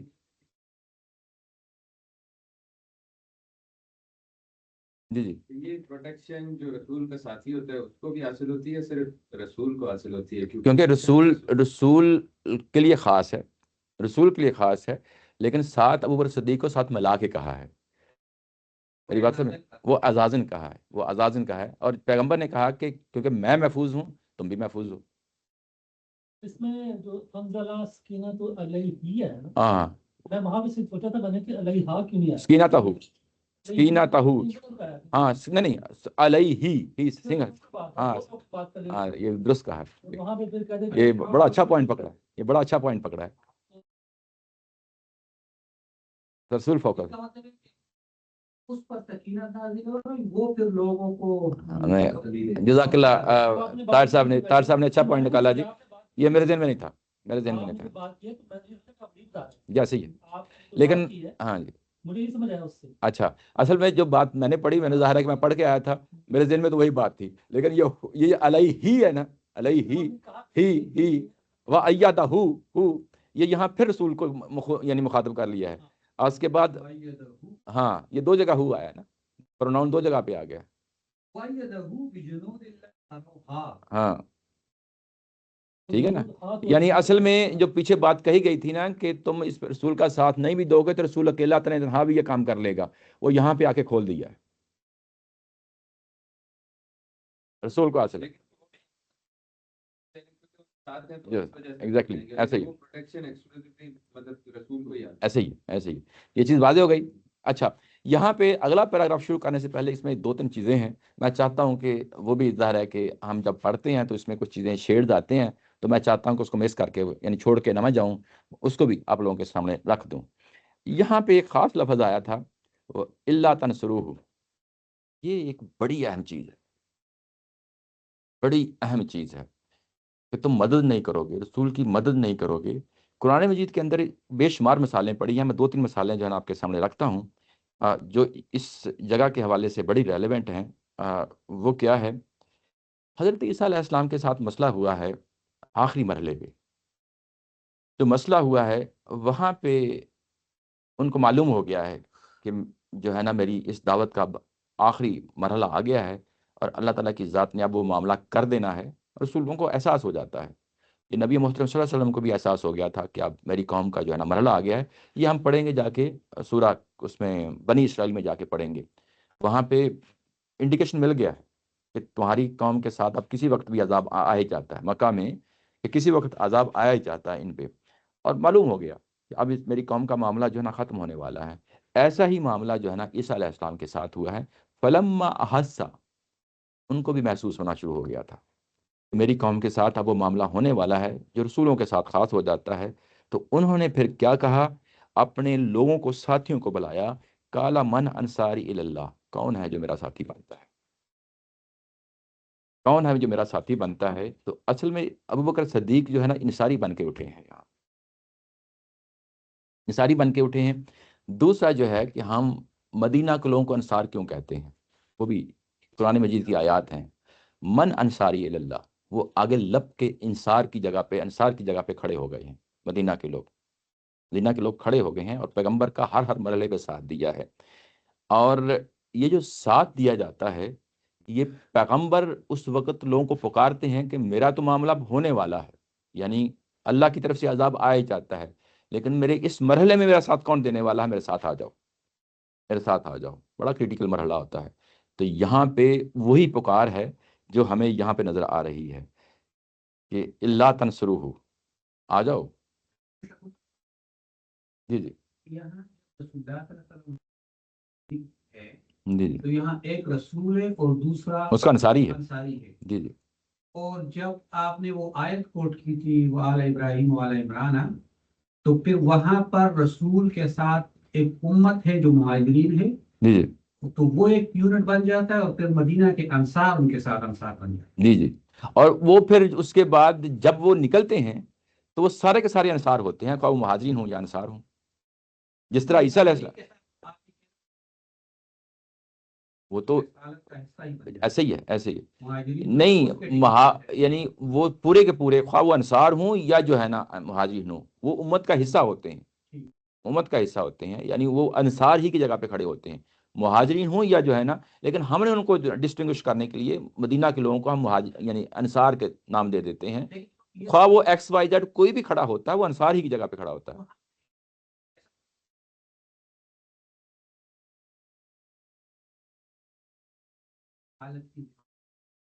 وہ تو کرتے ہیں، وہ تو اپنی جگہ کرتے ہیں، وہ جس جگہ وہ آتی ہے اس کو آتی ہے. میں ایک عمومی بات کر رہا ہوں کہ یہاں پہ جب منافقین کو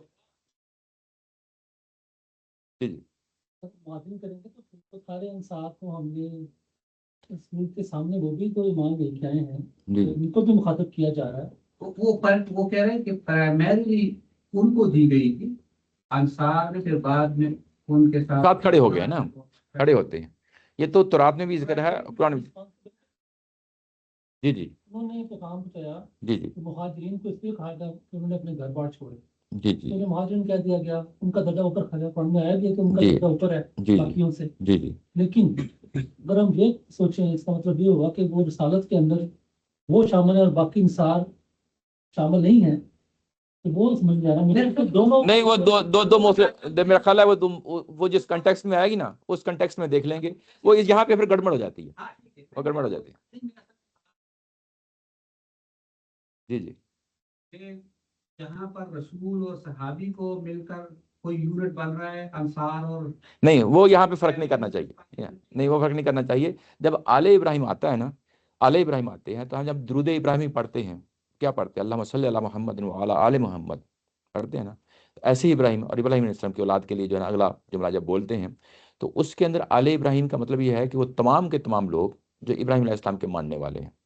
بائی ایکسٹینشن ہم آل ابراہیم میں سب لوگ شامل کر لیتے ہیں.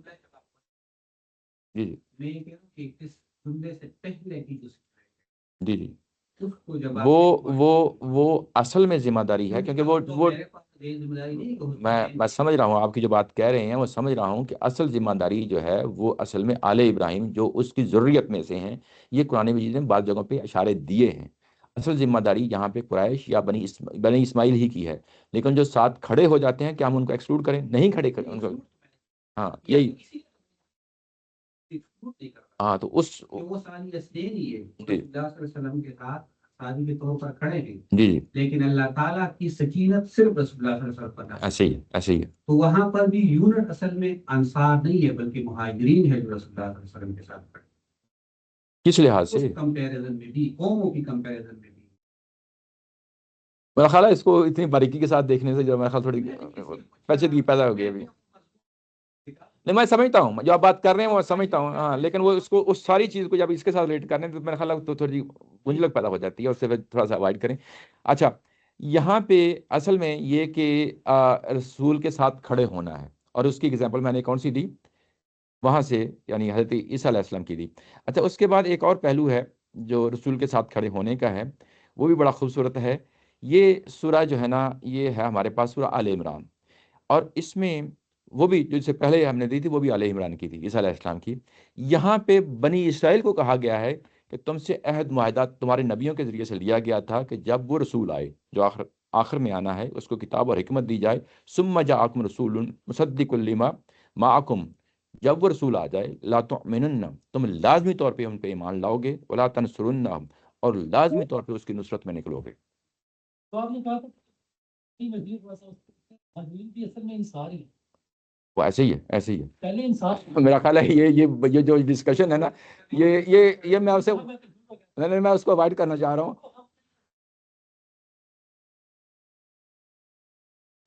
ایسے وہ ساتھ کھڑے ہیں، اس وقت ساتھ کھڑے ہیں، ان کو ہم وہ اصل میں وہ ڈسکشن کسی اور کنٹیکسٹ میں ہوتی ہے، وہ اس کا اس سے کوئی تعلق نہیں ہے. جی جی جی وہی ایسا. ہاں، مہاجرین تو انصار ہیں، انصار کی جگہ پہ کھڑے ہیں. یہ جو فرق ہم کرتے ہیں کہ انصار اور مہاجرین کا، یہ ایک ڈیفرنٹ نوعیت کا ہے. وہ یہاں پہ اس کی وہ کیا ہے میں مانتا ہوں، لیکن وہ جو کنٹیکسٹ ہے اس کو علیحدہ سے دیکھیں. ہاں، وہ اس کے ساتھ میرا خیال ہے اس کو جی ایسے ہی ایسے ہی جی ایسے ہی ہے. یہاں پہ بھی بنی اسرائیل کو اصل میں جو ہے کہ تم لازمی طور پہ اس کی نصرت میں نکلو گے. مطلب یہ ہے کہ یہ جو نصرت ہے یہ ایک بہت بڑا فیکٹر ہے، بہت بڑا فیکٹر ہے. اب ہم جمپ لگاتے ہیں 1400 سال بعد آ کے. ہم بھی جب جو ہے نا کھڑے ہوں گے اس کام کے لیے تو نصرت ہی کے لیے کھڑے ہوں گے، نصرت ہی کے لیے کھڑے ہوں گے. یعنی اس دین کی نصرت کا کیا مطلب ہے کہ اس کی دعوت کو عام کرنے کے لیے، اپنی زندگیوں میں اس کو اتارنے کے لیے، لوگوں کے سامنے جو ہے نا اسلام کا عملی نمونہ بننے کے لیے یہ جو ہے نا یہ وہ پکار ہے جس کے لیے ہمیں اٹھنا ہے. میری بات سمجھ رہے ہیں نا؟ اسی پکار کو، اس کے علاوہ کوئی اور ایجنڈا نہیں ہے، کوئی سیاسی ایجنڈا نہیں ہے، کوئی حکومتیں بنانے کا ایجنڈا نہیں ہے. اس مرحلے میں حکومتیں بن جاتی تو پہلے گڈ. ٹارگیٹ جو ہے نا وہ دین کی نصرت ہے. اگر ہم جو ہے نا کوئی کام کرتے ہیں، دین کے لیے کرتے ہیں، کلیکٹیولی کوئی کام کرتے ہیں، تو اصل میں یہی وہ دعوت ہے جس کو دعوت کو جو ہے نا پکارا جا رہا ہے. ہمارا اس وقت گول جو ہے، جی جی جی جی جی جی جی ہمارا گول جی میں اس جو گول ہے، میں گول جو ہے نا بتا دیتا ہوں آپ کو. گول کیا ہے؟ یہ آئے نمبر جو ہے نا، یہ جو پیچھے ہم پڑھا ہیں آئے نمبر 33، یہاں پہ دونوں آیات میں 32 اور 33 میں بتا دیا گیا ہے کہ رسولوں کے سامنے دو اہداف ہوتے ہیں. رسولوں کے سامنے دو اہداف ہوتے ہیں. اس کو غامدی صاحب جو ہے نا بیان کیا کرتے ہیں. ایک ہوتا ہے جس کو ہم اتمام حجت کہتے ہیں، ایک ہوتا ہے اتمام دین. اتمام حجت اور اتمام دین، یہ دونوں چیزیں جو ہے نا آیت نمبر 32 اور 33 سے جو ہے نا ہمیں معلوم ہو رہی ہیں. 32 یہ بتا رہی ہے کہ ان یتم نورہ، اپنے نور کو مکمل کر کے رہے گا، اپنے نور کو مکمل کر کے رہے گا. اور اس کے بعد دوسرا حصہ جو ہے 33 ہے لیظہرہ علی الدین کلہ. یہ اتمام حجت کے نتیجے میں جو کچھ ہوتا ہے یہ اس چیز کا بیان ہے. اتمام، جب رسولوں کے دور میں جو لوگ ہوتے ہیں وہ دونوں صورتوں میں نصرت پہ کھڑے ہوتے ہیں. اور جب صحابہ اکرام کو اور منافقین کو یہاں پہ قتال کے لیے ابھارا جا رہا ہے تو دونوں کاموں کے لیے ابھارا جا رہا ہے. ایک دین کی نصرت یعنی پہلے حصے والی جو اتمام نعمت ہے، یعنی اس کو اس دین کو، اس شریعت کو، اس حکمت کو، اس ایمانیات کو اپنے اندر اتارنا ہے اور معاشرے کے اندر اتارنا ہے. یہ پہلا حصہ آیا گا. دوسرا حصہ جو ہے وہ اتمام حجت والا ہے. اب اس کے نتیجے میں تمہارے ہاتھوں سے عذاب آنا ہے، اس عذاب کے لیے جو ہے نا لیظہرہ علی الدین کلہ. ٹھیک ہے نا؟ تو جو دوسرا حصہ اس کے لیے بھی ابھارا جا رہا ہے. رسولوں کے دور میں جو لوگ ہوتے ہیں ان دونوں کاموں کے لیے کھڑے ہونا ہوتا ہے. ہمارا کام جو دوسرے حصے والا اتمام حجت والا وہ ہم نہیں کر سکتے، ہم نہیں کر سکتے، یہ ہم سے متعلقہ نہیں ہے. اور باقی اس کے علاوہ، یعنی اس کو آپ نکال دیں اتمام حجت کے علاوہ، باقی جو کچھ بھی دین بچتا ہے وہ کیا ہے؟ وہ یہ کہ شریعت ہے، ایمانیات ہے، اس کو اپنی زندگی میں اتارنا اور اس کی دعوت کا، اس کی ترویج کا، اس کے لیے کتابیں مہیا کرنا، معاشرے کے اندر جو ہے نا اس کو اثر و نفوذ کو عام کرنا. یہی چیز ہے نا، باقی وہی چیز بچتی ہے. یعنی اتمام حجت کا کام ہم نہیں، ہماری دعوت کے نتیجے میں جو اتمام حجت ہو رہا ہے اس کا نتیجہ دنیا میں نہیں نکل سکتا، اس کا قیامت میں نکلنا ہے جا کے. یہ چیز اپنے ہاتھ میں نہیں لے سکتے، اس کو آپ نکال دیں. جو رسولوں کے دور میں جو دو کام ہوتے ہیں ان میں سے ایک کام کیا ہے؟ اتمام حجت کا، اور دوسرا اتمام نعمت کا. ہمارا کام جو اتمام نعمت والا دین ہے اس کے ساتھ اٹیچ ہونا ہے. اور اس کو کیا چیز؟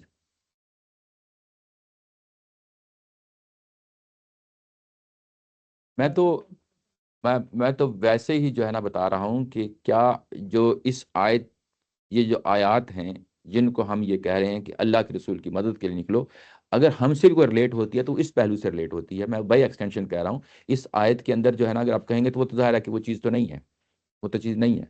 میری بات سمجھ رہے ہیں نا؟ کہ اگر ہم نے بھی جو ہے نا فرض کیا کہ دین کے لیے کوئی تگ و دو کرنی ہے، کوشش کرنی ہے، تو اس کا بھی ظاہر ہے کوئی میدان ہوگا، تو وہ بھی اصل میں اللہ کے دین کی مدد ہی ہوگی، اللہ کے دین ہی کی مدد ہوگی. تو وہ اس سینس میں بات کر رہا ہوں. یہ بائی ایکسٹینشن ہے. یہ اگر کہیں گے کہ اس آیت سے نہیں نکلتی، ڈیفینیٹلی نہیں نکلتی. میں تو اس کو جنرلائز کر رہا ہوں. یہ واضح ہو گئی نا؟ یعنی یہاں پہ ہرگز نہیں نکلتی. اب میں اس چیز کے یہ نہیں کہہ رہا کہ لازمی طور پہ یہیں سے نکلتی. میں کہہ رہا ہوں کہ اگر ہمیں بھی کوئی کام کرنا ہے تو وہ بیسیکلی یہ قرآن مجید کے مختلف مقامات ہیں. یہ میں تمام آیات کو سامنے رکھ کے بات کر رہا ہوں. دو ایگزامپلز آپ کے سامنے دی ہیں تو ظاہر ہے کہ وہ اسی سے متعلقہ ہیں. اچھا، یہاں پہ جب یہ بات ہو گئی کہ کہاں گئی؟ اچھا یہ بات جو ہے نا، اچھا اس کے بعد اگلی ایک چیز ہے جس کو میں پھر جو ہے نا آپ لوگوں کے سامنے ہائی لائٹ کرنا چاہتا ہوں. وہ بھی بڑا خوبصورت مقام ہے. لا تحزن ان اللہ معنا. یہاں پہ حزن و ملال اور خوف دو لفظ استعمال ہوتے ہیں. یعنی ولا خوف علیہم ولا هم یحزنون. یہ قرآن مجید کے اندر جگہ جگہ آتا ہے. یہ جنت کی ایک تعبیر ہے. یعنی تم زندگی کے اندر، دنیاوی زندگی کے اندر اس چیز سے چھٹکارا حاصل کر ہی نہیں سکتے کہ تمہارے اندر دو چیزیں لازمی طور پہ جڑی ہوئی ہیں. ایک خوف ہے. خوف کیا ہوتا ہے؟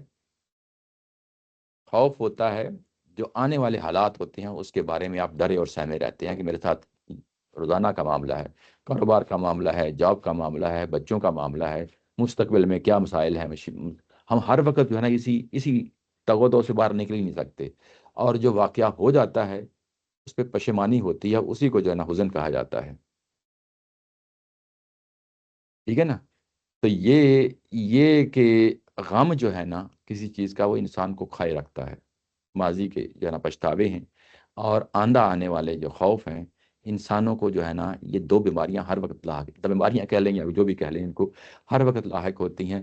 اس کا صرف نجات ایک ہی جگہ ملنی ہے، وہ کیا قیامت کے بعد جنت میں ملنی ہے، ولا خوف علیہم ولا هم يحزنون، یہ ایک تعبیر استعمال ہوتی ہے۔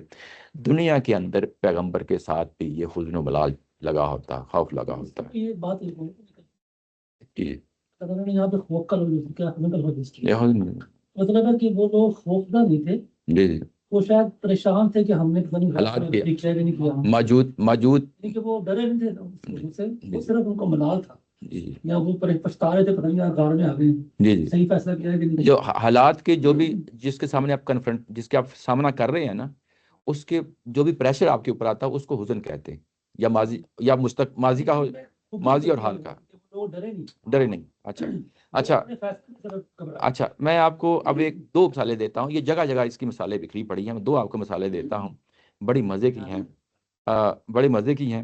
قرآن مجید کے اندر یہ پہلو بھی جو ہے نا انسان کی اپنی ذاتی تربیت کا، یہ سائیکالوجیکل چیز ہے، یہ بھی بڑا مواد ہمیں مل جاتا ہے قرآن مجید کے اندر۔ یہ جو لفظ بول رہا ہے نا، یہ لا تحزن، یہ ایک بڑا جو ہے نا ضرب المثل جو ہے نا جملہ ہے، اور اکثر آپ نے مختلف علماء کی جو ہے نا تقریر میں سنا ہوگا، لا تحزن ان اللہ معنا۔ یہاں سے ایک چیز ہمیں ملتی ہے، اللہ پہ جو اعتماد ہے، توکل ہے، وہ کس حد تک رسول کا کہاں تک کھڑا ہوتا ہے۔ میں تو اس مقام پہ نہیں کھڑا ہو سکتا، ان کو تو گارنٹی ملی ہوئی ہے نا رسول کو کہ میری تو پروٹیکشن ہی پروٹیکشن ہے، ٹھیک ہے نا، میں تو نہیں کھڑا ہوتا، لیکن ہمارا توکل جو ہے نا، پھر وہی بات آ گئی کہ یہاں سے تو وہ لفظ نہیں نکلتا، لیکن ظاہر ہے کہ مجھے بھی تو کوئی سبق لینا ہے نا، تو مجھے نہیں، وہ تو ڈفرینٹ کنٹیکسٹ ہے، میں اس کی دو مثالیں دے رہا ہوں، میں کہہ رہا ہوں کہ تمہارے ساتھ وہ گارنٹی، ہاں یا ایسے ہی ایسے ہی۔ اچھا اب یہ نا یہ جو میں آپ کو ایک مثال دینے لگا ہوں، بڑی خوبصورت مقام ہے وہاں پہ، یہ ہے سورہ یوسف۔ اس میں یوسف علیہ السلام کے والد ہیں، وہ پریشان ہیں اس وقت، اور وہ کیا کہتے ہیں، قال انما اشکو بثی وحزنی الی اللہ، میرے پاس جو بھی شکایت ہے اپنی اولاد کے حوالے سے، میں کیا کر سکتا ہوں، بے بس ہوں اس کے سامنے،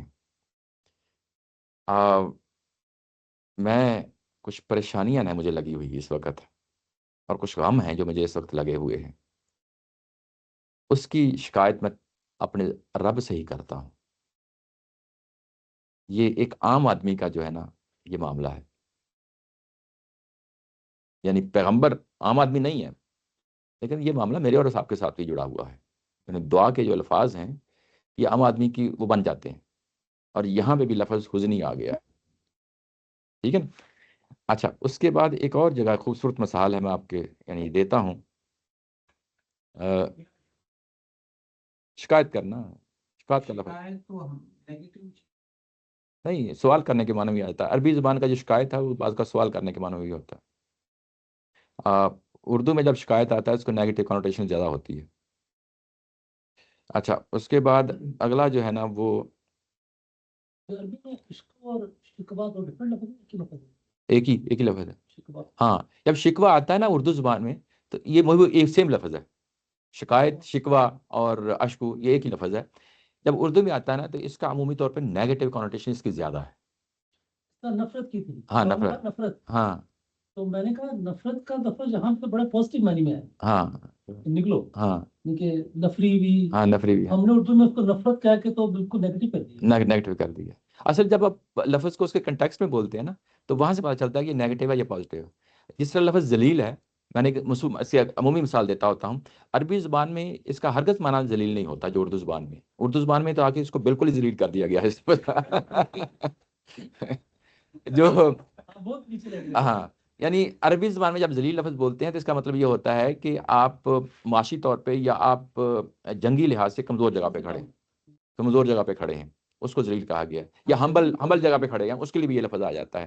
اذلہ کا لفظ صحابہ کرام کے لیے استعمال ہوا ہے، ذلیل کی جمع ذلہ ہے، یعنی وہ کہہ لیں کہ تم کمزور تھے، تم کمزور تھے، یعنی ظاہر ہے کہ مکہ میں کمزور تھے نا، اس کے لیے لفظ استعمال کیا ہے اللہ تعالیٰ کی ذات نے۔ لیکن اگر ہم وہ نیگیٹو کانوٹیشن کے ساتھ بولیں گے تو یہ تو صحابہ کرام کے لیے، ہاں کافی ہاں اور تو مومن کے لیے وہ لوگ تھوڑے سے نرم ہیں، جی جی وہاں پازیٹیو مانی ہے، جی جی ہاں کیا وہ ہے نا جہاں پہ سورہ جو ہے نا سورہ صلح حدیبیہ جو سورہ عزت علی المؤمنین، عزلت علی المؤمنین، نرم ہے، یعنی عزت علی الکافرین، کہ مومن کے لیے وہ نرم ہے اور ان کے لیے سخت ہے۔ ہاں ہمبل کی جگہ پہ، ہیوملٹی کی جگہ پہ کھڑے ہو گئے نا، ہاں ہیوملٹی کی جگہ پہ کھڑے ہو گئے، جہاں پر بھی وہاں پہ ذلیل کا معنی جو ہے نا ہیوملٹی، یعنی اچھا بہت بہت بہت فرق ہے، زمین آسمان کا فرق ہے، یعنی اردو میں آگے ہاں ضرور کا لفظ آ گیا ہے، کہ وہ زمین کو آپ کے لیے ضرور کر دیا گیا ہے، ہاں یہ وہی لفظ ہے، پھر چلتے کرتے ہو ہاں وہی لفظ ہے، کنٹرول میں ہم لوگوں نے ذلیل کو بہت ذلیل کر دیا ہے، ایسے ہی ایسے ہی بعد میں جو شکوہ کیا ہوگا ہاں وہ اس کا بھی نیگیٹو نہیں ہوگا، ہاں لیکن علماء نے اس پر وہ شکایت والا جملہ جی ایسے ہی ایسے ہی اچھا میرا خیال ہے ہاں، اچھا کیونکہ بعض چھوٹے آدمی اچھا اچھا اس کے بعد ہے یہ سیدہ مریم کے ساتھ یہ معاملہ ہے، عیسیٰ علیہ السلام کی والدہ کے ساتھ، اور جب ان کے ہاں جو ہے نا بچے کی پیدائش ہو رہی ہے تو وہ بہت پریشان ہیں کہ میں اب واپس جاؤں گی تو معاشرے میں میری جو ہے نا عزت پہ انگلی اٹھائی جائے گی کہ یہ بچہ کس کا ہے، ٹھیک ہے نا۔ تو اس وقت فرشتے نے آواز دی تھی اور یہ کہا تھا فنادھا من تحتہا اللہ تحزنی قد جعل ربک تحتک سریہ، فرشتے نے پائنتی سے اس کو پکار کر کہا غم نہ کر، تیرے رب تیرے نیچے سے ایک چشمہ رواں جاری کر دیا، ظاہر ہے کہ وہ حالات تھے، اس کو جو ہے نا اس وقت کنسول کرنا تھا، یہ ہے۔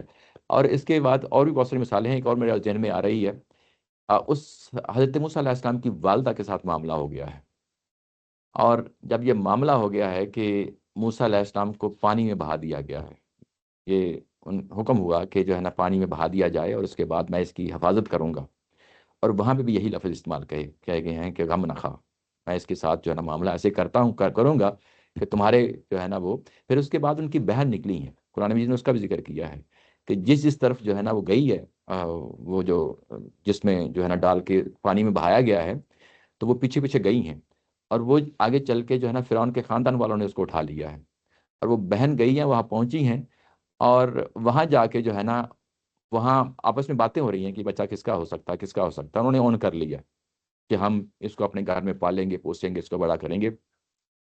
اب یہ بات ہو رہی ہے کہ اس کی لیے کوئی، آج کے زمانے میں تو دودھ کا جو ہے نا معاملات کر لیے جاتے ہیں، اس زمانے میں بڑا مشکل ہوتا تھا، دایا کو ڈھونڈا جاتا تھا، دائی کو ڈھونڈا جاتا تھا، اور اس میں جب یہ ڈھونڈ رہے تھے کہ اب ہم کیا کریں، کس کے پاس جائیں، تو وہاں پہ یہ ایک اجنبی خاتون بن کے جاتی ہیں، سیدہ موسیٰ علیہ السلام کی بہن جو ہیں وہاں جاتی ہیں، ان کا نام بھی مریم ہی تھا، میرے ذہن میں آ رہا ہے، اچھا جاتی ہیں، اور وہاں پہ پھر یہ بات بیان کرتی ہیں کہ میں آپ کو کسی ایسی عورت کا پتہ نہ بتاؤں کہ یہ بچہ بھی اس سے خوش ہو جائے گا، اور تمہارا جو حزن و ملال ہے نا وہ بھی رفع دفع ہو جائے گا کہ یہ کون کرے گا۔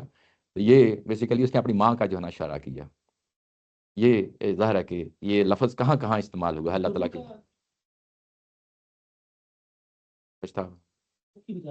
ہاں پشیمانی پچھتاوا، اور جو آپ کے حالات موجودہ حالات ہوتے ہیں، جو غم ہوتا ہے اس کے لیے بھی آ جاتا ہے، یہ اسی سلسلے میں ہے۔ بہرحال یہ دو ایک خوبصورت چیزیں تھیں، میں نے چاہا کہ آپ کے سامنے جو نہ رکھ دوں یہ اچھا۔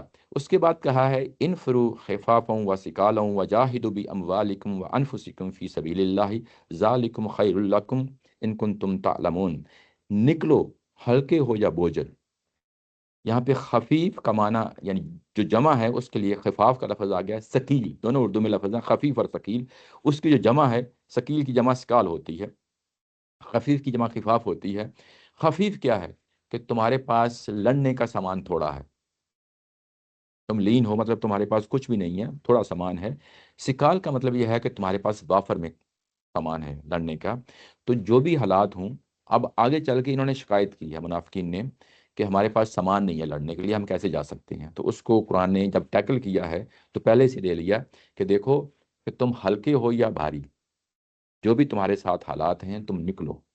اوپر جو دھمکی دی تھی نا، یہ سنانے کے بعد اوپر جو وارننگ دی ہے اور پیغمبر کے ساتھ جو وعدے جڑے ہوئے ہیں، یہ وعدہ تھا کہ یہ جو ہے وَأَيَّدَهُ بِجُنُودٍ لَمْ تَرَوْهَا، یہ تمہارے سامنے ہو چکا، یہ سب کچھ ہو چکا، تم نے دیکھ لیا اپنی آنکھوں کے ساتھ. پیغمبر کے ساتھ یہ وعدے جڑے ہوئے ہیں، یہ ہو کے رہنا ہے.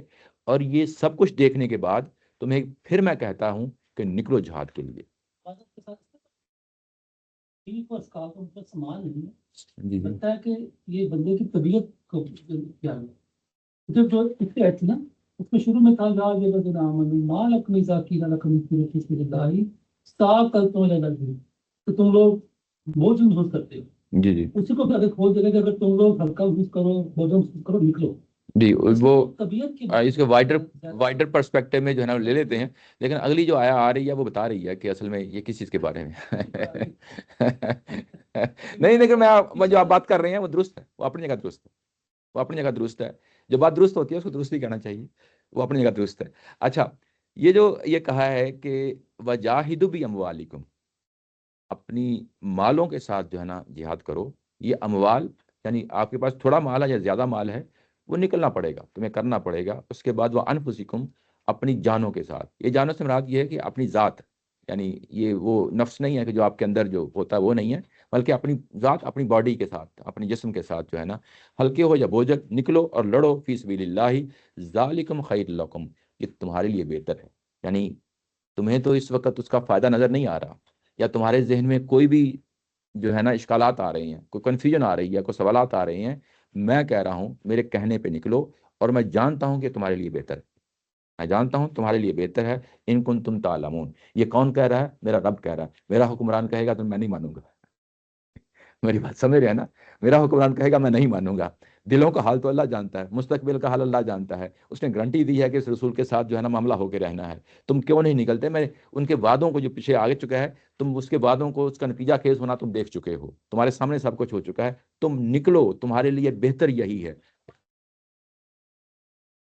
اچھا، یہاں پہ ایک اور بات ہے. جی جی. اور بھائی یہ جو بات ہے نا، یہ انفروا خفافا وثقالا اتنی سنائی جاتی ہے اور بندہ کہتا ہے کہ بھائی وہ تو ایک خاص موقع محل تھا، جو سننے والے ہیں ان کو پتہ نہیں ہوتا.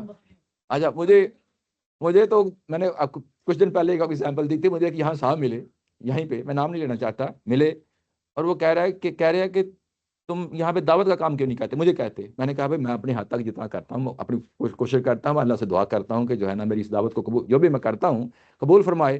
کہتا ہے نہیں، قرآن مجید میں تو آتا ہے انفروا خفافا وثقالا. سیدھا یہ کہہ دیا.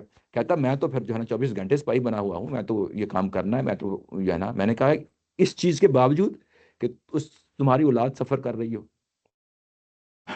یعنی تمہاری جاب سفر کر رہی ہو، دیکھو بیلنس لائف گزارو. یہ کیا بات ہوئی کہ ہر وقت جو ہے نا کہ انفروا خفافا وثقالا. تو یہ جب تک آپ خود نہیں قرآن مجید پڑھ لیتے، آپ کو اس کا کنٹیکسٹ سمجھ میں نہیں آتی. اس کے بعد پھر جو ہے نا کوئی اس طرح کی بات کہے گا تو بعض اوقات بولنا اچھا نہیں ہوتا. یہ تو ہوتا ہے نا کہ ضروری نہیں کہ ہر جگہ آپ بول پڑیں. تو لیکن آپ مسکرا دیتے ہیں کہ یہ بات کیا کہہ رہا ہے. بات سمجھ گئے نا؟ تو یہ جس موقع محل کی ہے وہ بات یہاں پہ نفیر عام ہے. نفیر عام کا موقع محل ہو تو بات سمجھ میں آتی ہے. ٹھیک ہے نا؟ اس کو ہر وقت اپنے اوپر سوار کیے رکھنا یہ درست طریقہ کار نہیں ہے.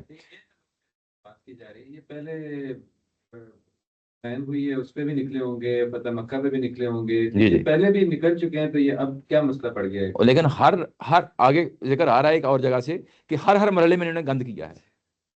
وہاں پہ بھی گند کیا ہے انہوں نے بہت اچھا ہاں جی. لیکن یہ جو مسئلہ ہے نا، کیونکہ آگے قرآن نے ذکر کیا ہے، یہ ان کا مسئلہ ڈے ون سے ہی ہے، یہ شروع سے ہی ہے. وہ کیسے ہے؟ بدر میں بھی ہوا، اس کے بعد احد میں بھی ہوا، اس کے بعد جو ہے نا حنین میں بھی ہوا، بہت سارے جگہوں پہ ہوا. تو یہاں پہ بھی ظاہر ہے کہ آگے. اچھا، یہ تمہارے لیے بہتر ہے. لو کان ارضن قریباً، اب وہ آگے غزوہ تبوک کا. لو کان ارضن اگر یہ سفر ہے، ٹھیک ہے نا، یہ جو یعنی سوری لو کان ارضن قریباً، ارض کہتے ہیں سامان کو، کوئی بھی ایکس وائی زیڈ جو سامان ہوتا ہے اس کو ارض کہتے ہیں. اچھا، یہ اگر کوئی قریب کا منفع، کوئی نفع والی کوئی چیز ہوتی، قریب کی ہوتی، کوئی سامان کوئی چیز ہوتا، یا مال غنیمت ہے نا، قریب کا ہوتا، تو یہ دوڑ کے جاتے، یہ دوڑ کے جاتے، لپک کے جاتے. بس سفرن قاصدن، اور قاصد کہتے ہیں قصد، قصد کہتے ہیں کوئی جس کو درمیانی چیز ہے، اس کو عربی زبان میں قصد کہتے ہیں. ٹھیک ہے نا، قصد کا مطلب ارادہ بھی ہوتا ہے، قصد کا ایک مطلب جو ہے وہ درمیانی چیز کے لیے بھی کہا جاتا ہے. یعنی کوئی ہلکا پھلکا تھا تو تھوڑا سا فاصلہ ہوتا، یہ دوڑ کے چلے جاتے اس چیز کے لیے جس میں کوئی فائدہ ان کو نظر آتا، یہ دوڑ کے چلے جاتے. اچھا، قاصد التباؤ کا، یہ تمہاری پیروی کرتے، تمہارے پیچھے پیچھے آ جاتے. ولاکن بعودت، اور اب کیا ہو گیا ہے جس کے لیے ان کو نکالا جا رہا ہے، اب ان کے لیے ایک لمبا سفر لگ رہا ہے. بعودت علیہم الشقہ، شقہ کا مطلب جو سفر کیا جاتا ہے، سفر کرنے کو بھی، جرنی کو بھی شقہ کہا جاتا ہے، اور جو جرنی کرنے کے بعد آپ کسی ڈیسٹینیشن میں پہنچتے ہیں اس کو بھی شقہ کہا جاتا ہے. بعض لوگوں نے اس کا ترجمہ سفر کیا ہے کہ یہ سفر بہت لمبا ہو گیا، بعض لوگوں نے اس کا ترجمہ ڈیسٹینیشن کیا ہے، منزل کیا ہے. یہاں پہ انہوں نے ترجمہ اس کا منزل کیا ہے، ہو سکتا ہے وہاں کیا کیا ہے مولانا مودودی صاحب نے، جرنی کیا ہوگا. ہاں، جرنی کی ہے. بعض لوگوں نے یعنی یا تو آپ ڈیسٹینیشن کو لے لیں، سفر کر کے پہنچتے ہیں، وہاں پہنچتے ہیں، یا کیونکہ پیچھے بعودت آ گیا نا، تو بعودت کے لیے اصل میں ڈیسٹینیشن اس لفظ سوٹ کرتا ہے، بعید ہو جانا، دور ہو جانا. تو ظاہر ہے کہ جو موقع محل ہے وہ ڈیسٹینیشن منزل کے لیے زیادہ سوٹ کرتا ہے، بجائے اس کے کہ ہم سفر کو ہی کہیں گے دور ہو گیا. ٹھیک ہے، تو یہاں پہ کیونکہ فائدہ نزدیک ہو اور سفر ہلکا ہوتا تو یہ لوگ ضرور تمہارے پیچھے ہو جاتے، مگر یہ منزل ان پر کٹھن ہو گئی. اب بعودت کا معنی جو ہے کٹھن کے، مشکل کے معنوں میں لے لیا، یعنی منزل کے ساتھ، یعنی اگر دوسرا معنی بھی کریں گے دور ہو گئی تو ظاہر ہے کہ وہ بھی اسی سینس میں ہے. اصل میں اگر ہم روایات سے دیکھیں تو ہمیں پتہ چلتا ہے کہ یہ تبوک کا جو موسم تھا نا، یہ گرمیوں کا موسم تھا، فصل پک چکی تھی، سخت گرمی کا موسم تھا. اور تبوک پہلی دفعہ جو ہے نا کئی 100 کلومیٹر کا فاصلہ طے کر کے جانا تھا. یعنی پہلے اگر کس کے لیے گئے ہیں، مکہ کے لیے گئے ہیں، وہ بھی ہے تو وہ بھی کئی 100 کلومیٹر ہے، ایسا نہیں ہے، لیکن یہ اس سے زیادہ فاصلہ تھا مکہ کی نسبت. تبوک کا جو ہے نا یہ بارڈر پہ تھا اس وقت، اردن اور شام جو اس وقت رومن امپائر تھی اس کے جو ہے نا اس میں ظاہر کی آئی ہوئی تھی. اچھا، اس میں ایک چیز شاید میں پہلے ذکر نہیں کر سکا کہ غزوہ تبوک جو ہے اس کی نوعیت کیا ہے. جو اس وقت کا ہرکل بادشاہ تھا وہاں پہ، اس نے فوجیں جمع کی تھیں. پہلے واقعہ موتا کا ہو چکا تھا، اس نے دیکھا کہ اب یہ اسلام مکہ جو ہے نا، مدینہ اور عرب کی پوری موومنٹ کو وہ دیکھ رہا تھا، اور اسلام جس تیزی کے ساتھ پھیل رہا تھا اس کو معلوم تھا کہ کل نے اس نے ایک پاور بننا ہے، اور بن رہی تھی پاور بننا ہے، اس کے آگے بڑھ کے میں اس کا کلا کما کر دوں. اور اس نے بھی اپنی فوجیں جو ہے تیار کی ہیں، جس طرح نبی محترم صلی اللہ علیہ وسلم بدر کے لیے نکلے ہیں، بدر کے لیے نکلے ہیں. اور اصل میں قرآن کہتا یہ ہے کہ حملہ انہوں نے کیا، لیکن پری ایمپٹیولی جو ہے نا مسلمان مدینہ سے باہر نکلے ہیں.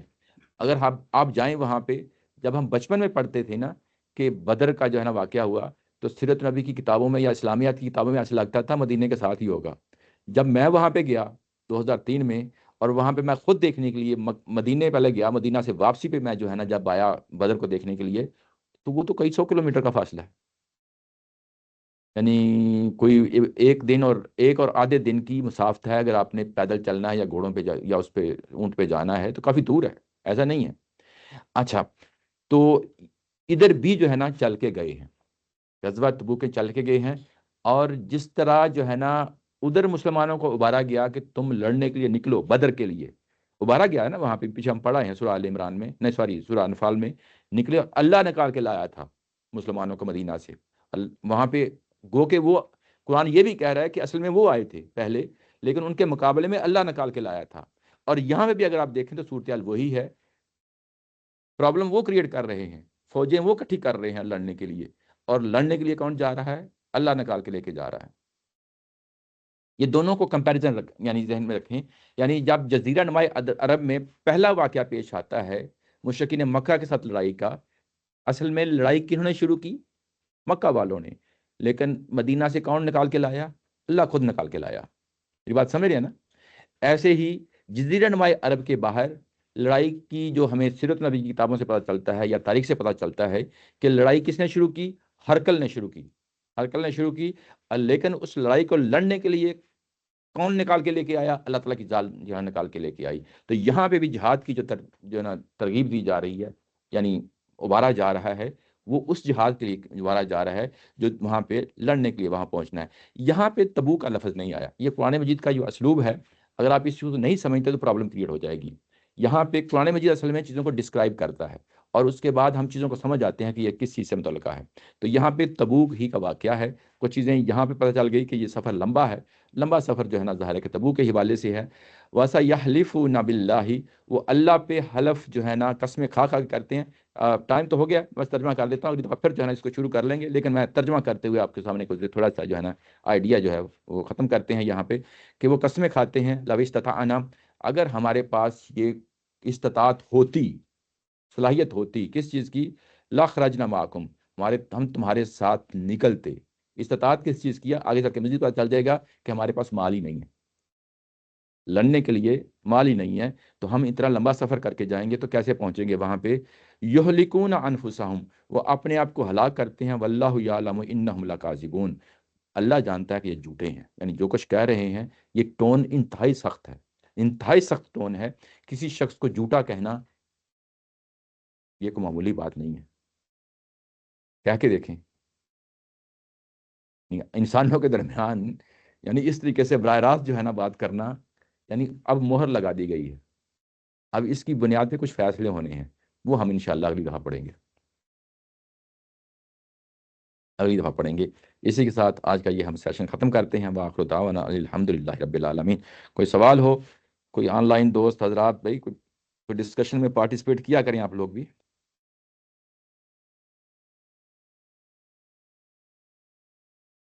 चलें जी, इसी के साथ आज का ये सेशन हम ख़त्म करते हैं। आज फोरम पूरा था। अच्छा।